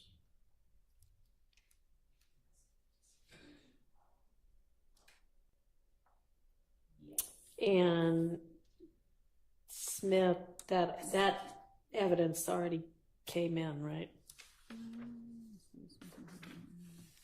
With Sledge. Yes, actually, Okay. she that video from that one, the one video did. Okay. Yes. And then we've done Miss Latner's and Miss Bell. And Pitts is just going to be testimony. Pitts' testimony and some of those pictures that we talked about earlier today, that if we've not sent a link over, that we're going to be providing to them. Those are the 1428 ADL Avenue pictures. If the court would indulge, can you confirm?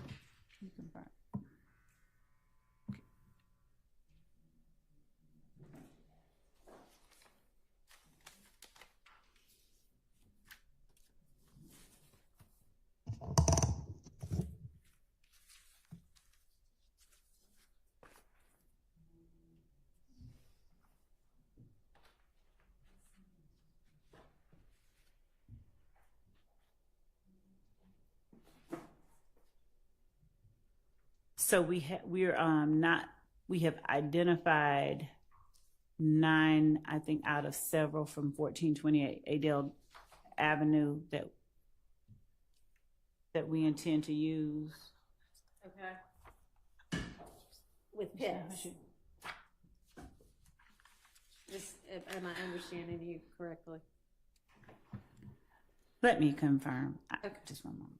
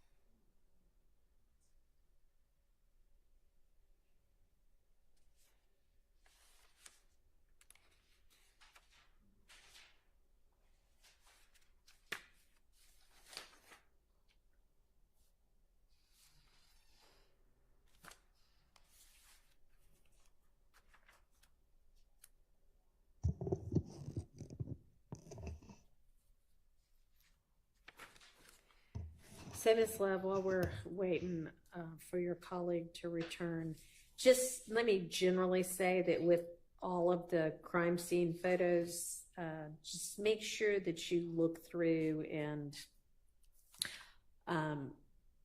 narrow it down to what you need. I know that just as an example, and I did find you had given us a more detailed sheet with regard to at least, maybe the first 15 or so of the next witnesses, maybe more, with details about which evidence you were going to use.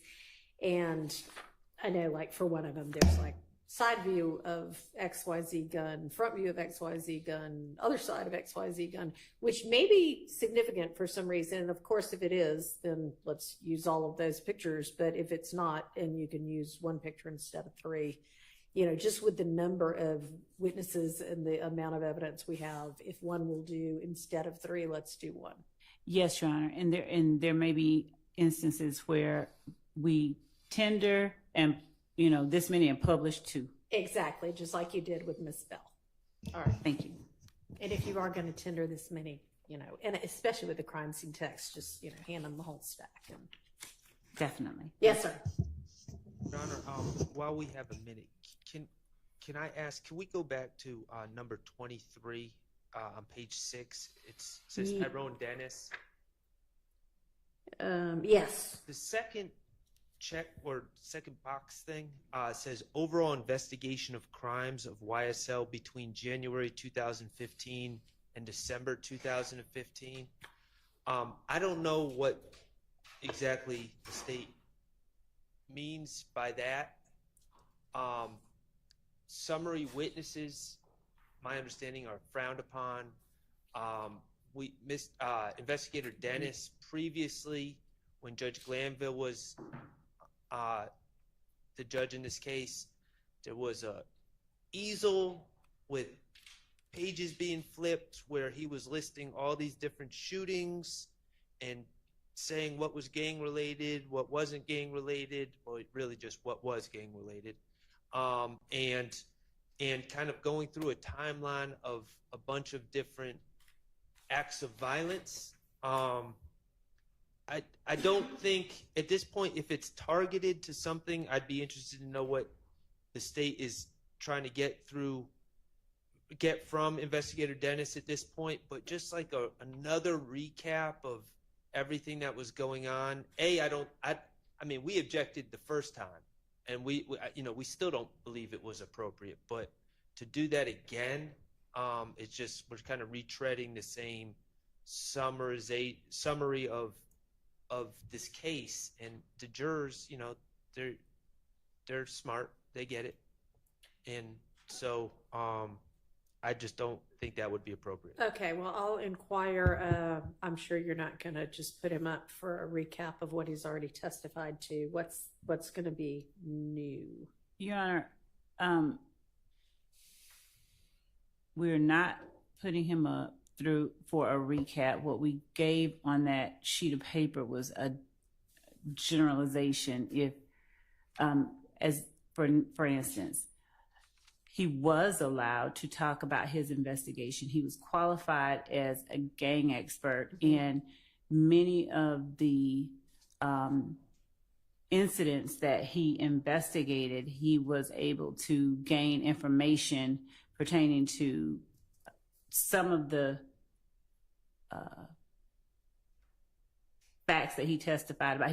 Some of the things that he was able to testify about.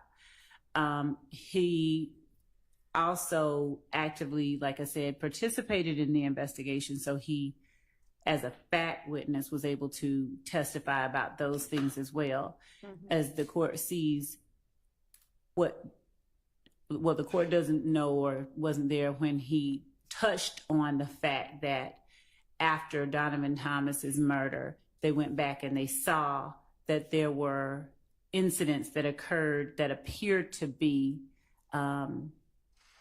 act and reaction from certain groups of people. And then after the Donovan Thomas murder, that there were a series of retaliatory shootings. He did not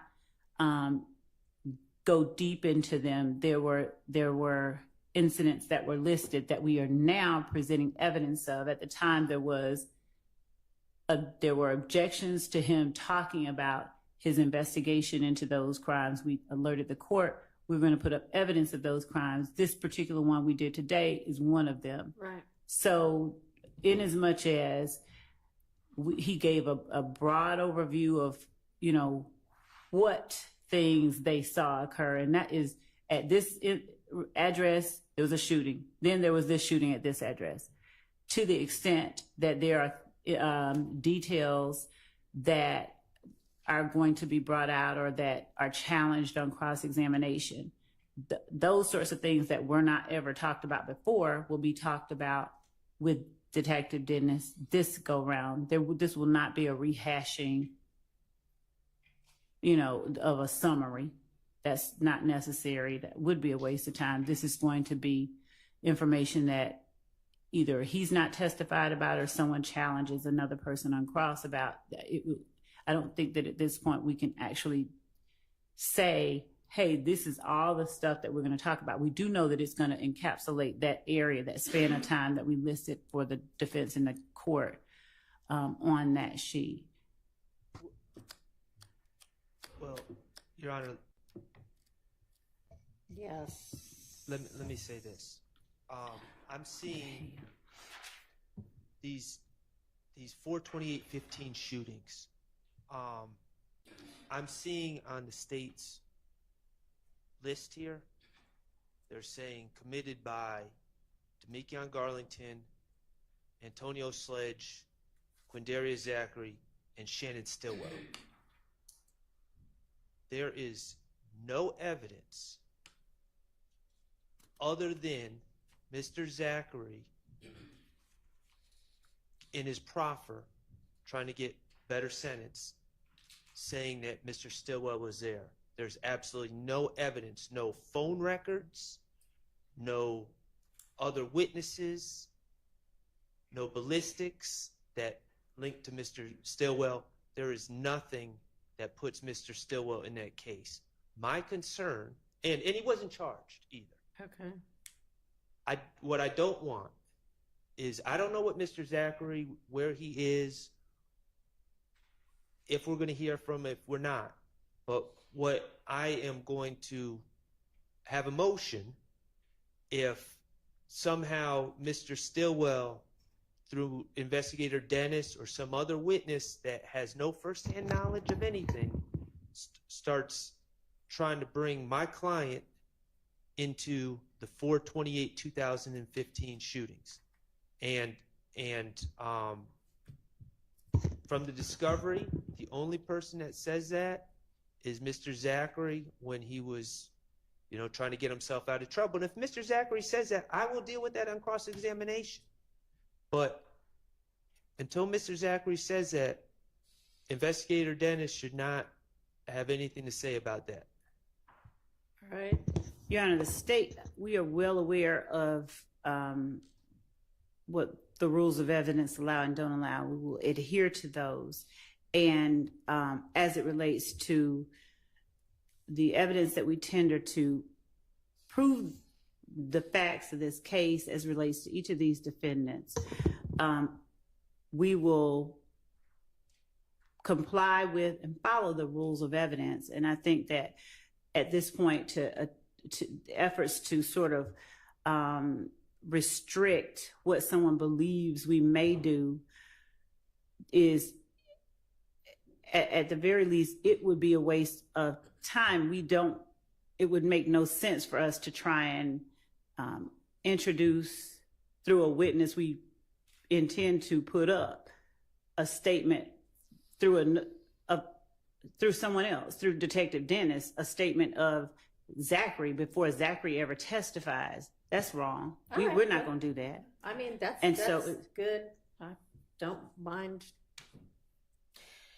somebody alerting everybody to that as a potential issue. And I appreciate that you say that, of course, you're not going to do anything like that. Okay. Yes.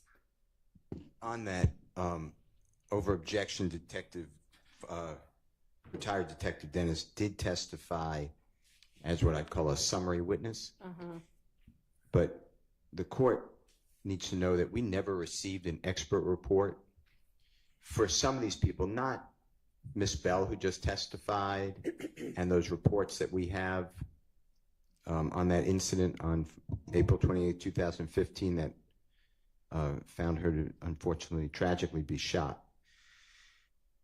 A lot of what the Detective Dennis previously testified is total confrontation clause. I don't even know who he spoke with. He just spoke with people, interrogated people, interviewed people, people called him up, CIs. I have no idea if there was hope of benefit.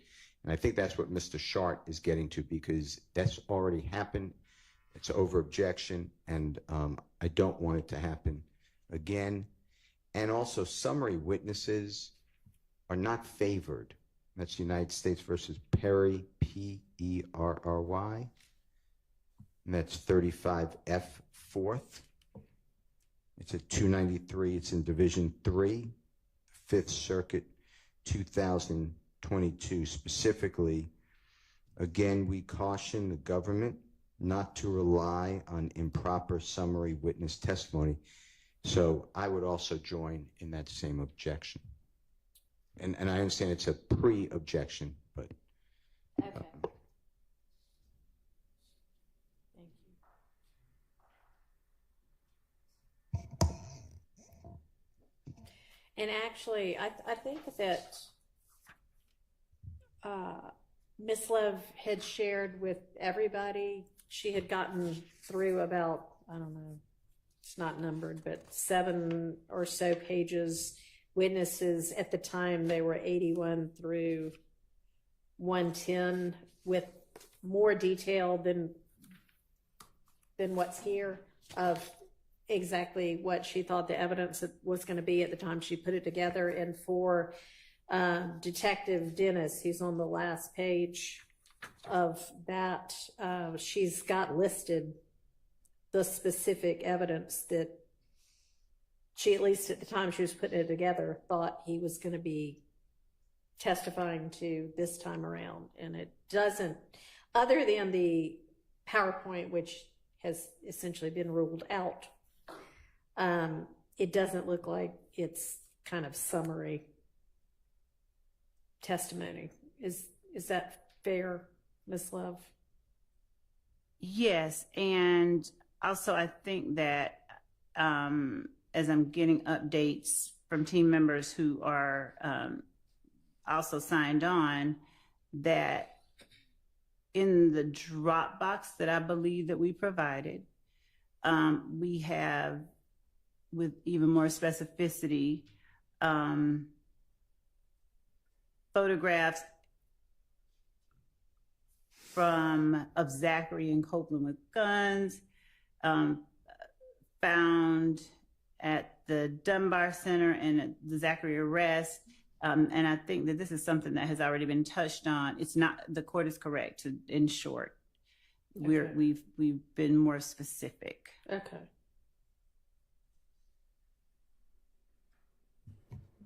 Okay. Sure. All right. So did you come back with further information? I think we had paused on something and we did. Okay. So we have from Adele Avenue, there are several photos that we are still narrowing down that we got today. We will provide both all of those photos as well as the ones we intend to tender as evidence.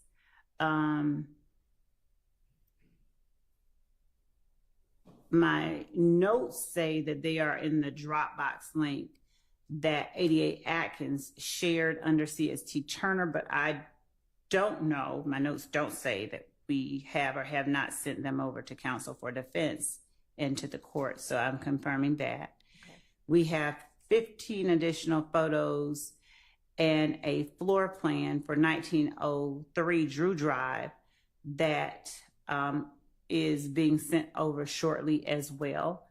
Let me confirm whether that Dropbox link was shared internally or with everyone. Okay. Just a moment.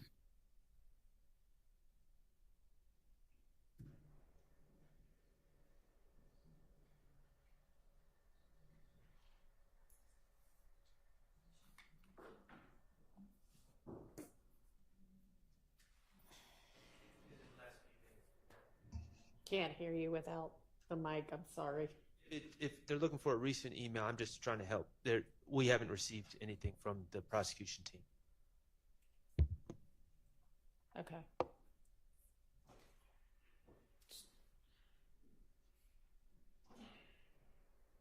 I am being informed that the Dropbox link that everyone has been updated with those items. Oh, okay. So, just, can you tell which Dropbox link it is? Because I know there are several. The one with the 30 witnesses that has this particular witness on it. Okay. Okay, great. All right, thank you. You're welcome. All right, so we were at what is numbered on this order of proof and exhibits list. We were on witness number 21, Officer Pitts, and that's, I think, when we stopped to sort out the issue with the new photographs from Adele Avenue. And so moving on, we just talked to the next page, witness 26, Detective Dennis, we've just talked about.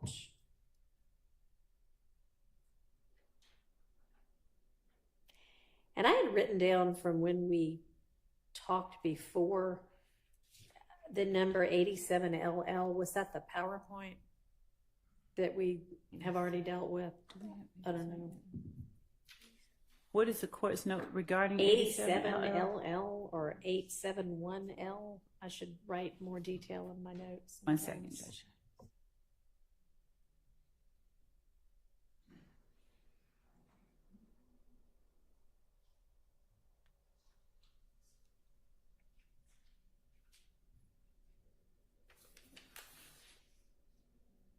You know what? It was the PowerPoint. We've dealt with that.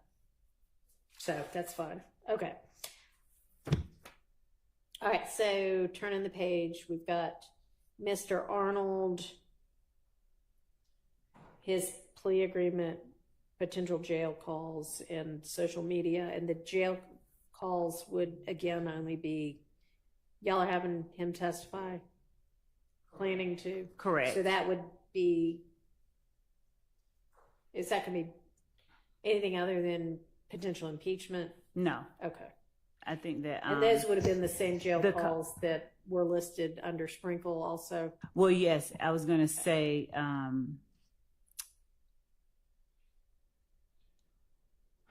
yes. And the one in particular that I'm thinking about as I play it in my mind, whether it would be this particular one on January the 10th would be considered impeachment. It was right after the murder of Donovan Thomas, and it involved Mr. Bradford,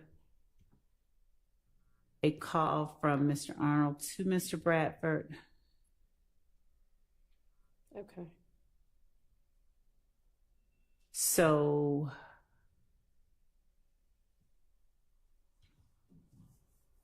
it's a call that the state may tender on its own. I think it's one that the conversation needs to be heard. I think it's something that can't be captured in a examination and a response. All right. So is that one that we need to litigate anything about? Yes. The defense thinks so, so I guess we need to litigate it. There doesn't sound like there's agreement. Okay. Is that something we can do now? I just, if I could hear the specific objection so that I could respond appropriately. Mr. Whomever said that is correct. It is a 15-minute call, but Okay. I'd ask the court just to allow us to know specifically the objection to it since the call has been identified. Okay. If I'm thinking of the right call, there's different people. Mr. Arnold is in custody, by the way, Your Honor. He's arrested on or about the 6th day of January 2015 outside of Club Crucial. You heard about this fight at Mr. Copeland. He's arrested outside, and I believe he's charged with either a small amount of marijuana or a gun or something to that effect. Okay. It's now the 10th day of January 2015. It's approximately, my memory is 7:42. I may be wrong, and it's clearly a collect call. If the voices are identified the way the state says, it's Mr. Bradford at first and Mr. Arnold. But then there's another woman who's on the phone, who I am not going to stipulate who it is, and she gets on the phone and supposedly says something potentially about Mr. Williams. I am objecting to that portion if that person's not testifying. The person I believe it is, but I'm not stipulating, is Miss Morton, and I heard today that the state said that they will wait on the Honorable Douglas Weinstein to call Miss Morton to promote the alibi defense for Mr. Kendrick. So I would move to exclude that portion. There's other portions, and I just have to get my notes, Your Honor, but I can do that, that are not relevant. They're talking about, I don't know, the jail food, or I don't know. I don't want to make specifics, Sure. but it's nothing to do with anything happening in our case. Okay. So understanding, at least I'll respond not to the jail food, but because that was at most a few words, but this is, we believe, calls between co-conspirators who are Mr. Arnold reaching out at first. I believe he may have initially had one purpose for reaching out, but the conversation turned to an alert or an informing of the current status of something that had just occurred. We believe that the thing that had just occurred that is a part of the larger conspiracy that is count one is the murder of Donovan Thomas. This is Mr. Arnold reaching out to Mr. Bradford, Mr. Arnold asking, what's up, how things are, how are y'all doing, and Mr. Bradford saying some shit just occurred. He's, we believe, being intentionally selective with his words, and Mr. Arnold is asking where other people are. Miss Morton gets on the phone. Mr. Arnold specifically asked where Mr. Williams is. Miss Morton says to Mr. Arnold, "Hey, Goldilocks." Mr. Arnold at some point had his hair dyed blonde gold, but she references him. And at some point, of course, Mr. Arnold asks, just to speak to the idea of we don't know who it is, Mr. Arnold asks Mr. Bradford, who is that? And Mr. Bradford, I think, says Bushi. And as they are apprising one another of what is happening outside the jail, as they're apprising Mr. Arnold of what's happening outside the jail, we believe that this whole conversation is a conversation between co-conspirators serving to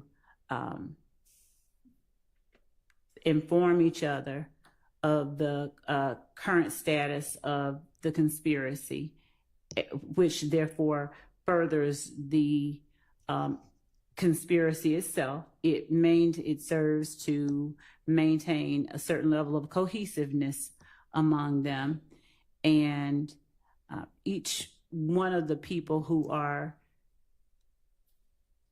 taking part in the conversation are persons we believe who have just had some involvement, if they did not switch cars with, provide transportation for the people we believe are involved in the murder of Donovan Thomas. They are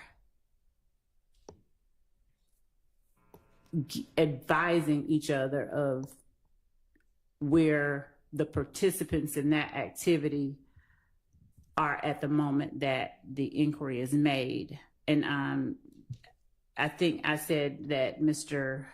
Arnold asked for Mr. Williams. It may have been that he asked for Mr. Kendrick. So that's a mistake on my part. He asked where Yak was. And I think that they, in responding where one of them was, Mr. Arnold was told that they were either with Mr. Williams. There was a reference to their current locations. And at this point, the entirety of the conversation, we believe is one that is informative, one that falls squarely under the co-conspirator statement category. So at the very least, there is that.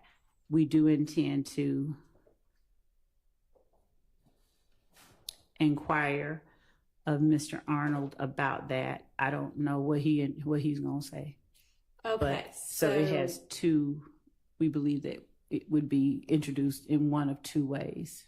So if Miss Morton is the person who answers the question of where Mr. Kendrick is and says where somebody else is as well, are you contending that she's an unindicted co-conspirator?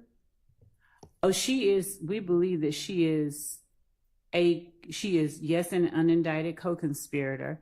She is, we're not saying that she, participated in the murder of Donovan Thomas, but in as much as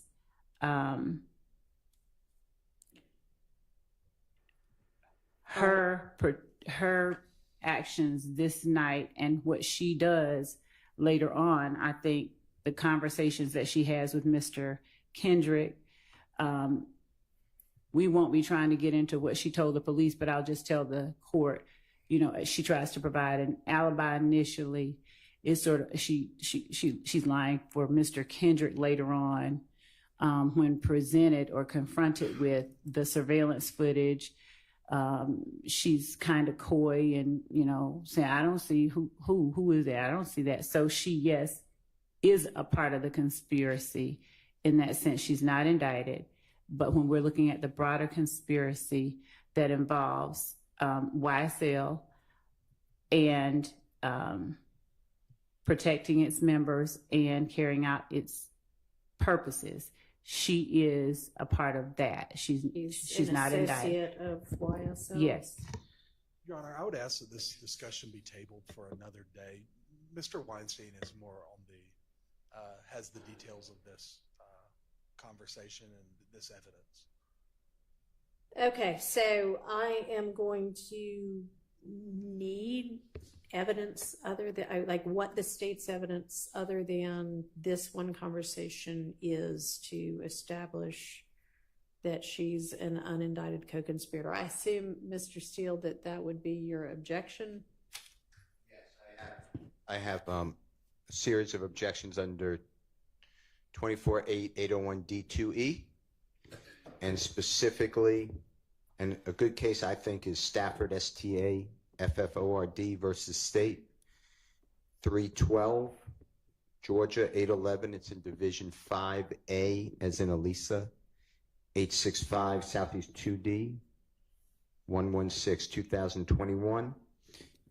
And Your Honor, my position is going to be just the law, like you've been articulating. The state first has a requirement by a preponderance of the evidence that a conspiracy existed, and, which is what I focused on and what the court just focused on, that this honorable court focused on, that the conspiracy included the declarant and the defendant against whom the statement is offered. and the statement was made during the course and in furtherance of the conspiracy. And when you hear the recording, you may make determinations that one, if it is Miss Morton, if someone can identify her voice, that she is not a part of the conspiracy, and that would break the chain. And two, it may be a, quote, spilling of the beans, because the entire conversation is nothing to further the conspiracy. If anything, and I'm not saying there's any conspiracy, but if anything, it's very vague and something happened. And I'm not saying that personally, I'm going to argue that it does not further conspiracy. So there's many different objections that I will have. All right. So that is something we need to come back to. Yes, Your Honor. And so far, I apologize. Go ahead. So far, to my memory, and please correct me, someone, I don't believe there's any testimony about Miss Morton in this entirety of the case. That's my belief. And the state just said that they potentially, I know they could change their mind, but potentially not going to even call her. I'm not certain what when Mr. Steele says there's no testimony about Miss Morton. I'm not sure if he means there's not any that's been presented, or he hasn't seen where any could be presented in discovery, because I think that any has been. Yeah, he's nodding his head in affirmation. Okay, well, I mean, as long as it will be. Yes, and I know that we've already shown the surveillance footage at the gas station. This is just in terms of the idea of Miss Morton. She's the person getting out of Ariel Bax's car, getting into the Pontiac Bonneville that Javoris Bradford is driving initially, that then Diamante Kendrick gets out of and walks to another car and comes back and ultimately gets into the driver's side of. This is the video from the gas station that's the night of? Yes. Okay. And Miss it's allegedly like immediately after? Oh, it is. It's immediately before. It's about 6 minutes before Donovan Thomas is gunned down 100 yards away. Okay. And she is identifiable? Oh, she's identifiable, identified.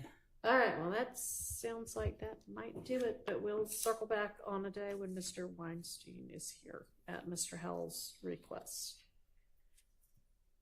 And I assume there's going to be somebody that says, that's able to testify that her kind of street name's Bushi? Yes. Okay. All right. Thank you. So that is that jail call. And then what about Mr. Arnold's plea agreement? Is there a similar kind of factual acknowledgments as there was with Mr. Sledge? There is with each defendant that pled guilty. And also, as I was over the time that the court broke from when the jury was here, I was going through my emails to try and do finish up the collection of correspondence at the time that I was speaking with Mr. Merchant, his attorney, to tell her he's coming up. Okay. And I found that same series of emails that I'll be sending to the court and to counsel for the defense regarding her requested changes. Okay, well. Or he is, or however. I'm going to hope that we don't end up calling another attorney to the Senate. Judge, I didn't want to call the first one. I didn't really go that well for you ultimately. I don't know. Well, see. You'll see. Okay. All right. So in the event that the same or a similar thing ends up happening, I guess I'm going to circle back, when we were talking about the admissibility of the factual acknowledgments plea agreement before, and I ruled that it was admitted, and Mr. Sharp said, okay, well, that may be, but there still may be some continuing witness issues. And I said, well, we'll deal with that later. I was thinking about that yesterday, and I also think that there are continuing witness issues with that. I don't disagree with the continuing witness so, part. you know, basically that never got displayed to the jury because we only admitted it after the jury was gone and the witnesses were both off the stand. So really, that's not anything they'll ever see. Actually, Judge, I tendered it while I think I tendered it in front of the jury, and at the time there was an objection. Right. And I believe that to the extent that the court admitted it, it can be published. It can't go back. Okay, well, I don't know who you would, I guess you don't necessarily need a witness to do that, but. And since the court did bring that issue up, there was another matter regarding the factual acknowledgments that I wanted to bring to the court's attention. Okay. There was the testimony from the attorney regarding two portions of the final document specifically as the only two portions that were taken issue with. Right. One being number 3, which the court remembers, but number 8 specifically. Mm-hmm. And of course, the argument will be made.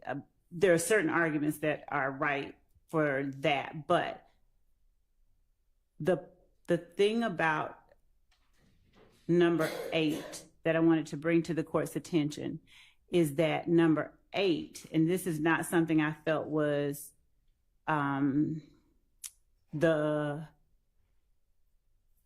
didn't feel it was something to go back and forth with the witness on the stand about.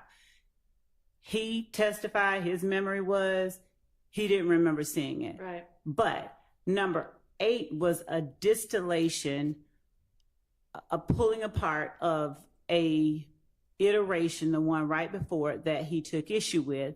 And the reason the state tendered states 460 Yankee as well as 452 and 453 is that 452 contained the statement that 460 Yankee addressed, and in 460 Yankee, in as much as there were certain things that were not contested but clarified, but the personal knowledge part is a specific thing that wasn't denied, but that was implied. And I'm just saying that instead of having what the state did, what I know we did, and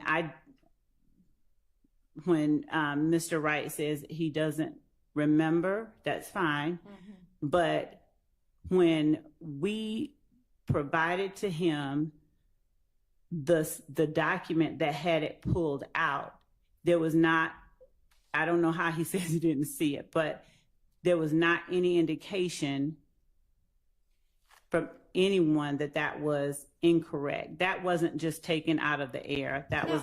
I know that it wasn't, but we have already talked about that. I know what the state, I know and understand how it is that the state got to and believed that given the comments he made, you all could say, well, okay, still, whether he knew it was planned or not, he still knew it happened and that they were responsible. But it doesn't actually say that in the iteration that got changed. And so that might have been the state's understanding of it. But, I mean, it is what it is. And you didn't explore that with the witness anyway. So, I mean, at this point. I mean, obviously that was a protracted examination that I did not want to make more protracted. But I do think that in as much as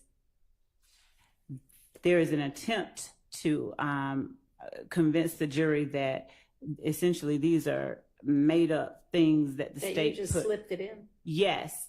Well, I mean, Ms. Love, then put somebody else on the stand. But I mean, you telling me this, I mean, it doesn't do any, I mean. The reason that I was telling the court that was not to try and completely relitigate an issue, but as to the section that dealt with his response, not the whole response, not that it's 460, but I would ask if the court might consider reconsidering just us putting in that one part that he responded to, the way that he responded, and then the ultimate version, so that at least before the jury is where that came from, since there has been this continued effort to convince them that we make stuff up and we just, out of thin air. Well, I mean, you're the one that decided to put him on the stand. I don't regret that, or I don't think that that's the problem. That maybe, obviously minds can disagree. I don't think that that's the problem. Okay, well, if it were as clear as somewhere in the earlier version was the statement, I personally know that members of YSL were responsible for this murder, or whatever it said in the ultimate version. If that were in the prior version, that would be one thing, but that's not in the prior version. So I have thought that issue through. Yes, sir. I understood that to be your argument yesterday, or the day before, or whenever it occurred, the day before and yesterday, and I just. Yes, Your Honor. Okay. Appreciate you giving it yet another try there. And I'm being facetious when I say that. I know you are. Okay. So anyway, with regard to if the same or something similar comes up with some other of these co-defendants who have pled, then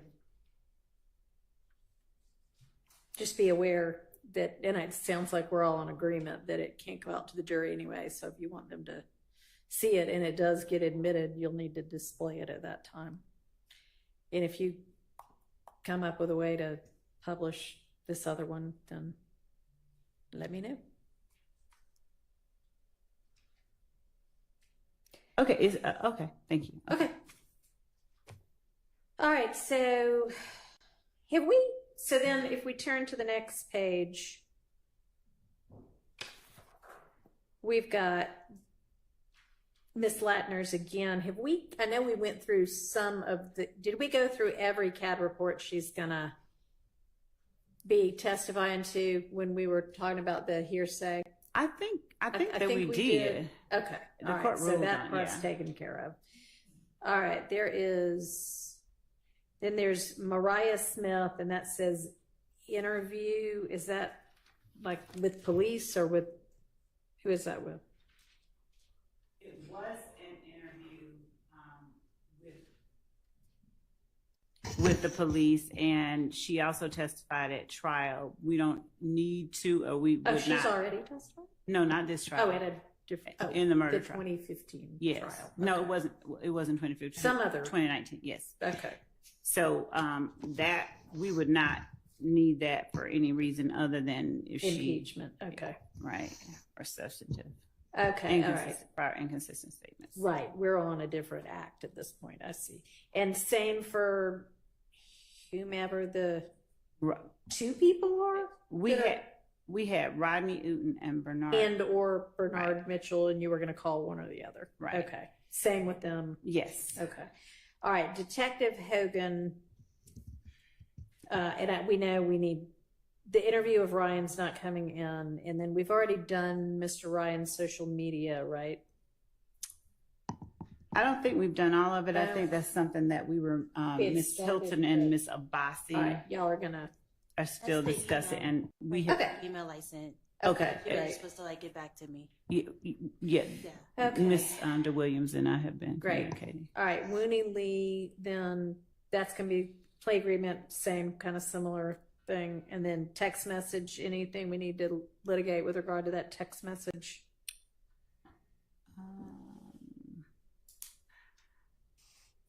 No, I don't think so. Anybody? Okay. Because they lay the foundation. Yeah, okay. And then blog videos, social media, and music when we flip the page. Yes. So I don't know what objection anybody would have, given that it is Mr. Lee who's on the stand, but the video itself is specifically the blog video. We believe is definitely an overact. They are talking about the meaning of certain terms, slat, and Mr. Lee makes a comment into the camera and then puts his hand over his mouth and says, shh. So that video itself, we believe, constitutes an overact in furtherance of this conspiracy. And then y'all are familiar with whatever the social media and music is going to be. So if there are any issues.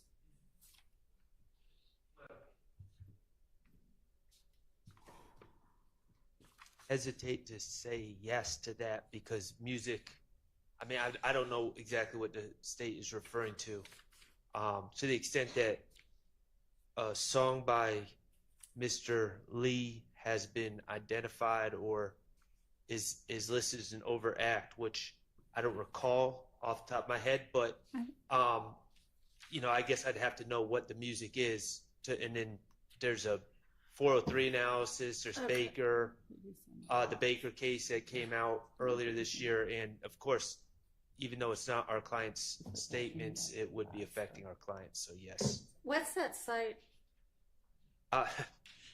Judge, I don't think that Baker it applies I to don't this know set that of I've circumstances looked at at all. So. Well, Baker Baker dealt with a music video, but it was really a 403 analysis case. And I can get the site. We dealt with it earlier in this I'll case. Just put in But Baker music video and 403, and I bet it in 2024. yes. Okay. But again, I don't know specifically when they say music what we're talking about. So. And is this Mr. Lee's music or somebody else's? Mr. Lee's. Okay.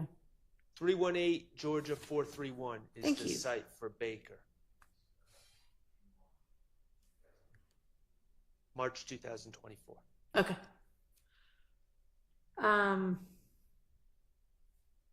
Do you know what music? Yes, there was the song, and there was also this. I think that this particular issue was litigated and decided in an order that was filed by the previous trial judge on November 27, 2023. Yeah, no, So you're just asking about which? You're not talking about that issue. I am. You We are. did. Now, I'm You going are. off my recollection. We did litigate songs. We litigated a song by my client. We litigated some songs by Mr. Williams, and we litigated a song by Mr. Kendrick. I do not recall litigating the Wooney Lee song. Mr. Steele is affirming my recollection, but so we do need to address that at some point. Okay. I think under What was the date of the order? November the 20. November 27th, 2023. Okay.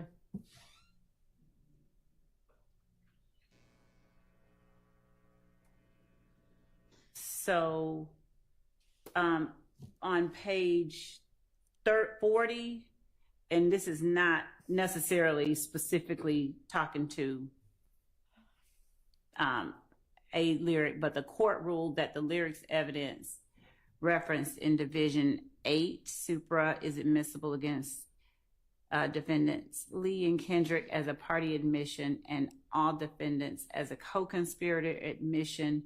The court found it relevant to count 1 RICO conspiracy, Acts 17 through 19, and count 2 murder, and that it is admissible to show actus reus mens rea and as proof of the existence and nature of the gang enterprise, the criminal nature of YSL, the connection of the defendants with one another as intrinsic evidence, and under OCGA 1615.3 and 1615.9.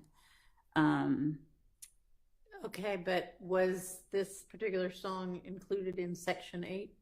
I'm making sure about the lyrics that we referenced in Section 8, Your Honor, if the court would indulge us one moment. Okay, no problem.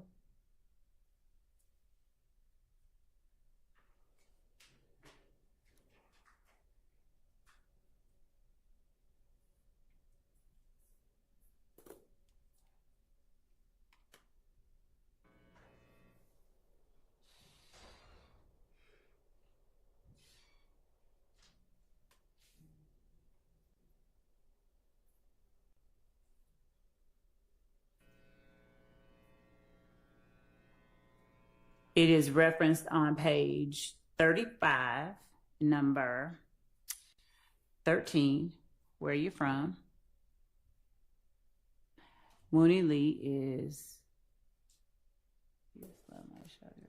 Slime Life Shawty. And specifically, where are you from? I'm from Believeland. Throw your setup, YSL. The ops hate the crew. We getting this paper and we ducking cases. Free Lil Shannon. He the one that had him running with the cannon. Okay. Looks like that was already litigated. I'm going to suggest that we will go back to see to the video of court, because I mean sometimes I don't know who writes the orders sometimes, so I just want to make sure that it was actually litigated in court. Okay, well, if it was set forth in a motion or brief or anything, whether it was talked about in court or not, if it was included in the order, the decision was made that covered that. I mean, the court, the predecessor judge included that in the order. And you are welcome to go look at what the transcript said, but I don't think it matters whether it was specifically talked about or not, as long as it was included in what the court was considering. Okay, well, Okay. we're going to look into All it. right. Thank you. All right, and then it's his own social media, and it's been sufficiently identified that, or has it been sufficiently identified that the defense knows what that means by social media? Yes, Your Honor, I Okay. believe it has. Yes. All right, that's fine. I mean, And I've actually, been they there are the in. whole time, Most of them are listed in the indictment themselves as overacts. And I think there was a reference earlier to something being listed as an overact that the state referenced is an overact. I did not say it was listed. I just said it is or constituted one. All right. And then next we've got either Detective Viverito and or Mike Sprinkle with the social media post detailed there, and then Mr. Ryan's conviction, which y'all are going to brief me on various topics about. And Ms. Abbasi was here yesterday when we were talking about what kind of briefs and case law was owed, so she'll know what that was.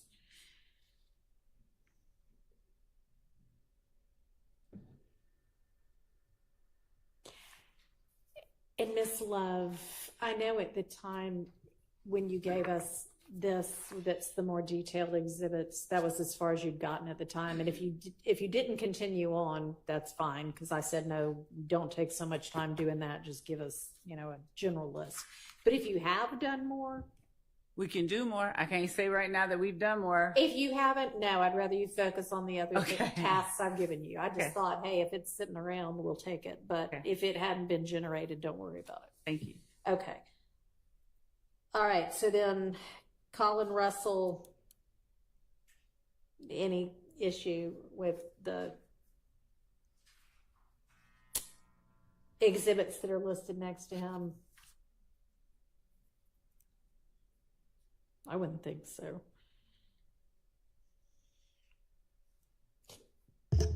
Would y'all mind responding so I know the answer? Somebody.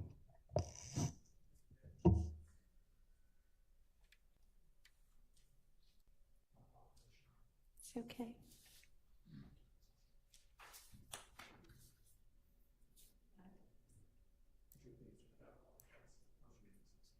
Okay, so no, I was just moving down through the witness list. So we're on Colin Russell now. He's on page 9, number 36. Does anybody anticipate issues we need to litigate beforehand with regard to any of the exhibits that are going to come in through him?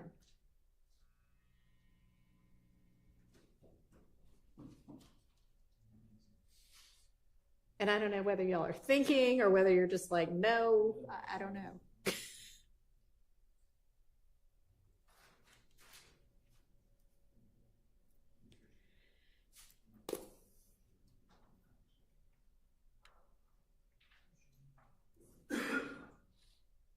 No issues for that particular. Okay. Is everybody good? Does anybody need a bathroom break? I assume y'all will just tell me if you do, but silence equals assent, I guess. All right. DeJuan Maynard on the next page, social media. Any issues on that? That's going to be his own social media? Yes. Okay. Okay. All right. Is there any issue? Everybody has all the body cam that might come in, right? Got it all. Okay. Okay. Number 41, Officer Francis. Social media. Is that somebody else's social media then? That would be screenshots that the victim sent to Okay. You have that. Officer Francis. All right.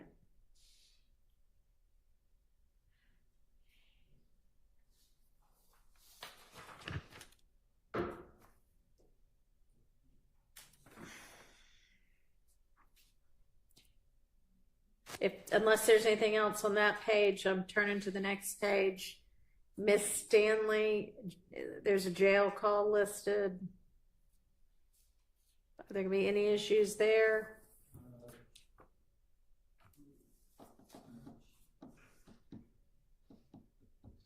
No issues for that, Your Honor.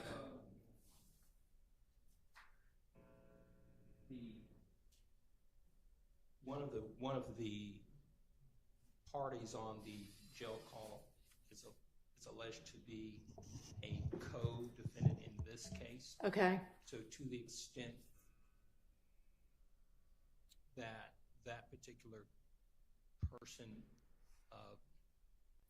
obviously we won't have an opportunity to question that person. That person's represented, that person's under indictment. And do you mind telling me who it is? Mender. Okay. So that raises somewhat of a concern for us.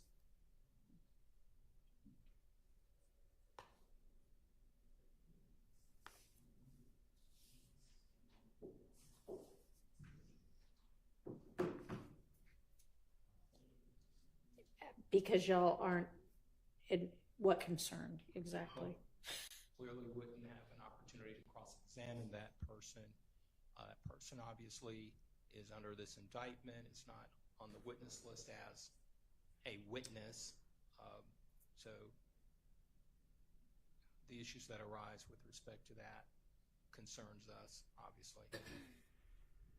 All right. Your Honor, I might be incorrect, but I think we've already litigated that and sent the court the order. I'm checking with my team.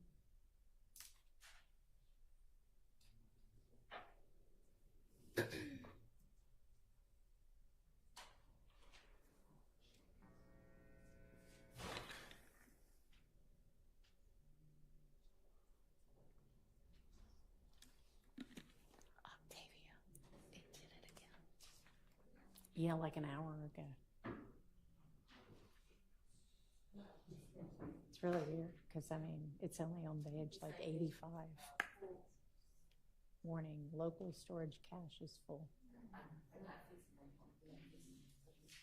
I mean, if you want to. I really like that sweater. It's pretty colors.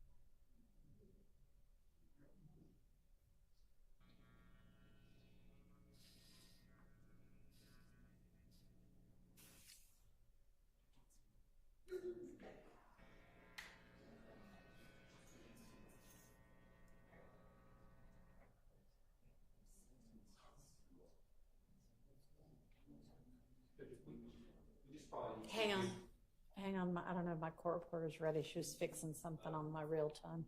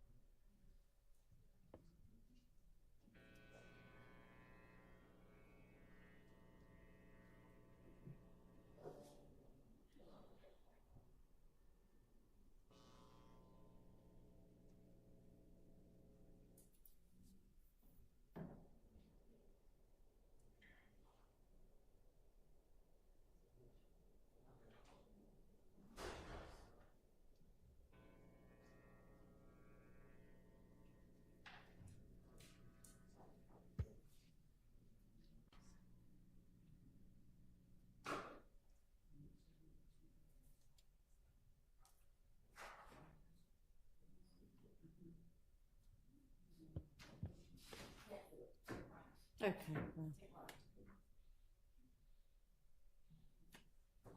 All right. She's, I think, ready now. Are you ready now? Almost.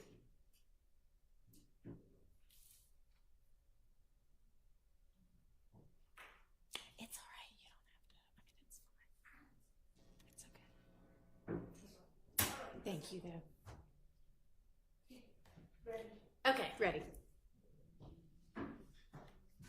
So I know that the issue had been previously litigated and tried to bring it back up again. I think the court indicated that it's been litigated. I just wanted to remind the court or say to the court again that my concern was just concerning Minder being a co-defendant in this case. And I believe he's on that.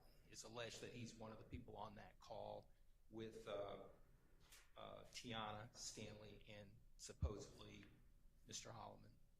So prior to this honorable court coming on board, the matter had been litigated previously. All right. I tried to readdress it with Your Honor, and the court indicated it's been resolved. November 16th, 2023 was the date the order was entered. All right. But that was my concern. Okay. Thank you. Yes, Your Honor. Okay. And Your Honor, yes. Just for full context, the last line of the order reads that the court grants the state's October 24, 2023 motion to introduce Gary Holloman's statement to defendant Minder's mother and defendant Minder in the three-way conversation the day after the robbery as residual hearsay evidence pursuant to 24-8-807, that's different than what, well, it's in the same call, but I heard Mr. Matthews reference something. The residual hearsay issue I actually did look at again, and I came to the same conclusion. Okay. So you're talking about something different, is right? Yes. You're talking about kind of, I guess, confrontation issues. Was that litigated? So I don't know that there's. When we say I wouldn't think it's not a confrontation clause. Testimonial. Right, in any way. Bruton issues. Okay, so it's not confrontation issues because it's not testimonial, but there might be Bruton issues. I don't know. I'd have to listen to the. I don't think Bruton issues would exist in this type of context. I wouldn't either. So, okay, so what then? I clearly wouldn't have an opportunity to cross-examine this person has certain rights. Okay. Because they're on the indictment. Well, they're not testifying. That is part of the issue. But when you have a right to cross-examine somebody is when they're giving some kind of a testimonial evidence against you. So even if they weren't on the stand, if this were a testimonial type statement, then you would have a right to cross-examine, and we would otherwise have a confrontation clause problem. But you don't have the right to cross-examine on something like this if it's not a testimonial type statement. So, okay. Okay, so maybe I'm just not following what it is that your argument is going to be. I know that we're going to be unable to cross-examine. Okay, well, all right. We'll deal with that. Okay. Well. That was the only issue in that. That was the only remaining issue. Okay. I did want to bring to the court's attention, Judge, that the relationship that was represented to the court on the prosecution of Mr. Holloman and Ms. Stanley and Mender, I think they indicated that this was supposedly his nephew or something. Right. I don't believe it. That is, in fact, the relationship. It's not a nephew. Mender was not a nephew, but that'll come out later, too. Because that was part of I think the court. I had noted that as yet another reason why it was okay for it to come in. But,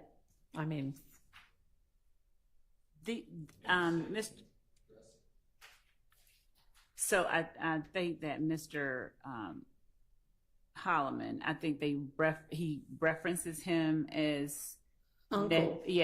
But even though there's not a blood isn't relationship, he the brother of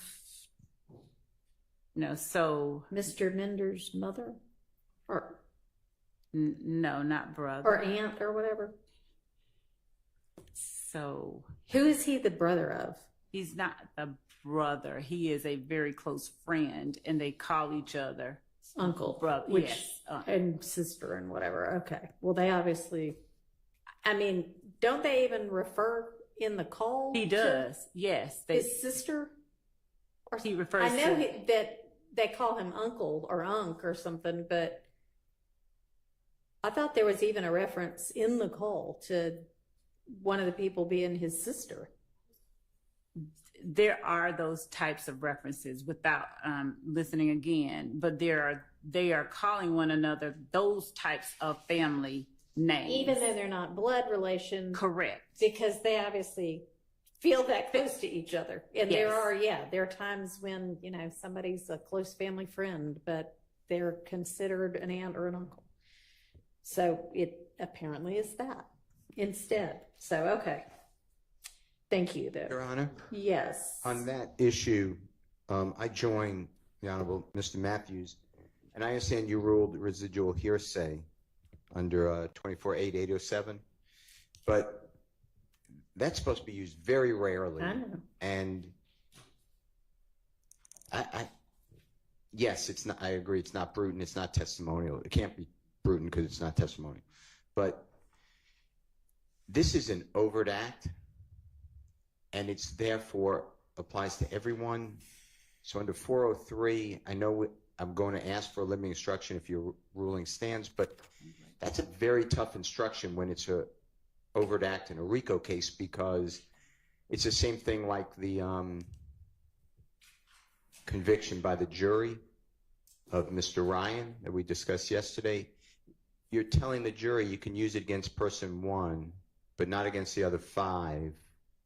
But it's an overt act that they can use on one person's verdict form, but not another. And I just don't, I would ask the court, since it's 807, which really has to be like prior sworn testimony that was cross-examined or a dying declaration, I would just ask the court to potentially reconsider or allow a limiting instruction that will help you craft, of course, if you approve it. But otherwise, I don't know why it comes in against Mr. Williams.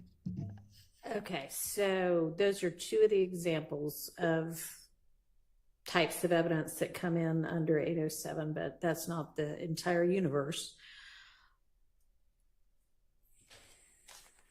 So the fact that it isn't either of those two things isn't determinative or dispositive. And I don't know that a limiting instruction would be appropriate here. And you're welcome to craft one and present it, and I'll consider whether I think it's appropriate. But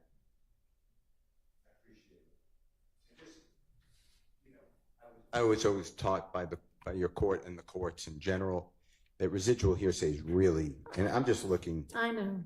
It says, if you don't mind, it says it must be equivalent to cross-examined former testimony, statements under the belief of impending death, statements against interests, and statements of personal or family history, not just that people are related, and that these categories of hearsay have attributes of trustworthiness not possessed by the general run of hearsay statements that tip the balance in favor of introducing the information if the declarant is unavailable to testify. And that's another thing, and that's, by the way, I was reading out of Ash, ASH versus State, 312 Georgia 771. It's in division. It's in division 3B as in Barry, and that's 2021. But also, a person to that conversation is available to be cross-examined. I'm not talking about a person with a Fifth Amendment right, but there's another person who I believe is available to be subpoenaed and is on the state's witness list. If I'm wrong, I don't want to be wrong, but I believe that what I said is accurate, that the person is here in Atlanta and could be subpoenaed. So I would ask again. And who is that? Miss Mender, but that, if Mr. Matthews can help me with the name. Who? So we're referring to Kiana Scanlon. Okay.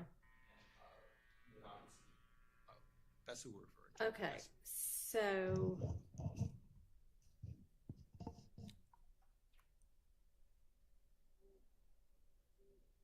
I mean, this is the witness that this would come in with. So we do have Tiana Stanley on the list. She's witness number 45. Right. On this, I mean, that's right. Who is coming in through? Right. That's what we have. That's literally the evidence that we have next to her. And of course, the court's aware that Mr. Holloman is deceased, and so it falls squarely under. We believe the court made the right ruling. 24-807. We believe all three requirements under the statute are met.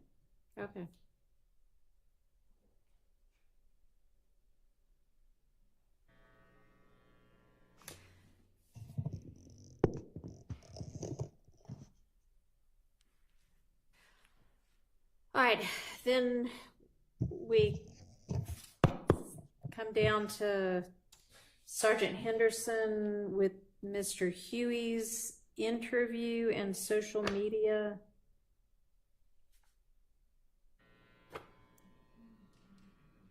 Does the court see this Officer Kohlenbacher still on? Yes, but I mean, all that says is testimony. Okay. And as far as Henderson goes, I've reviewed everything, so we're okay. Okay. Belknap. Any, I mean, I guess if the search wasn't.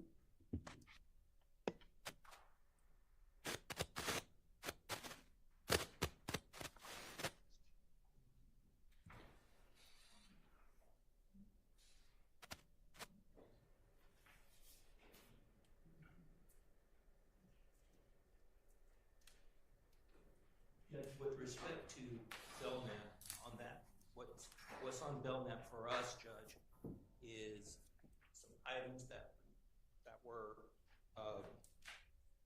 found concerning Chandler Durham, and Okay. our position is that this particular information that this investigator would testify to is not part of any overt acts. I don't believe Chandler Durham is on the witness list. I believe it's intrinsic. So I would argue that information should be kept out. Ms. Love?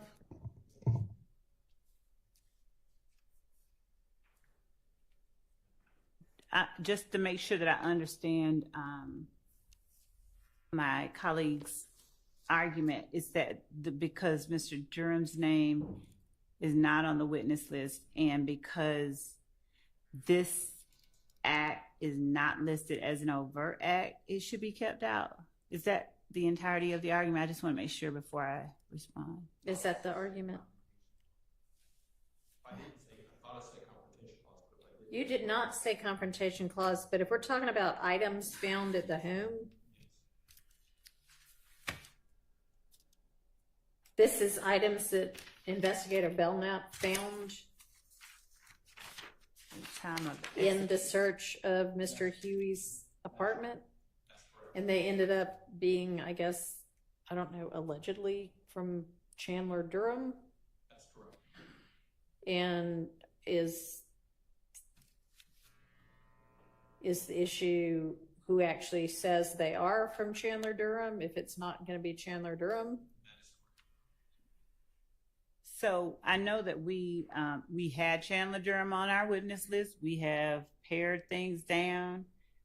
If it turns out that we ultimately left him off, and I'm making sure that we did, that's just one more person that we'll just want to Add back in? Yes, that we'll just add back in. Okay, so I mean that would just be like hearsay if he says Chandler Durham said these were his.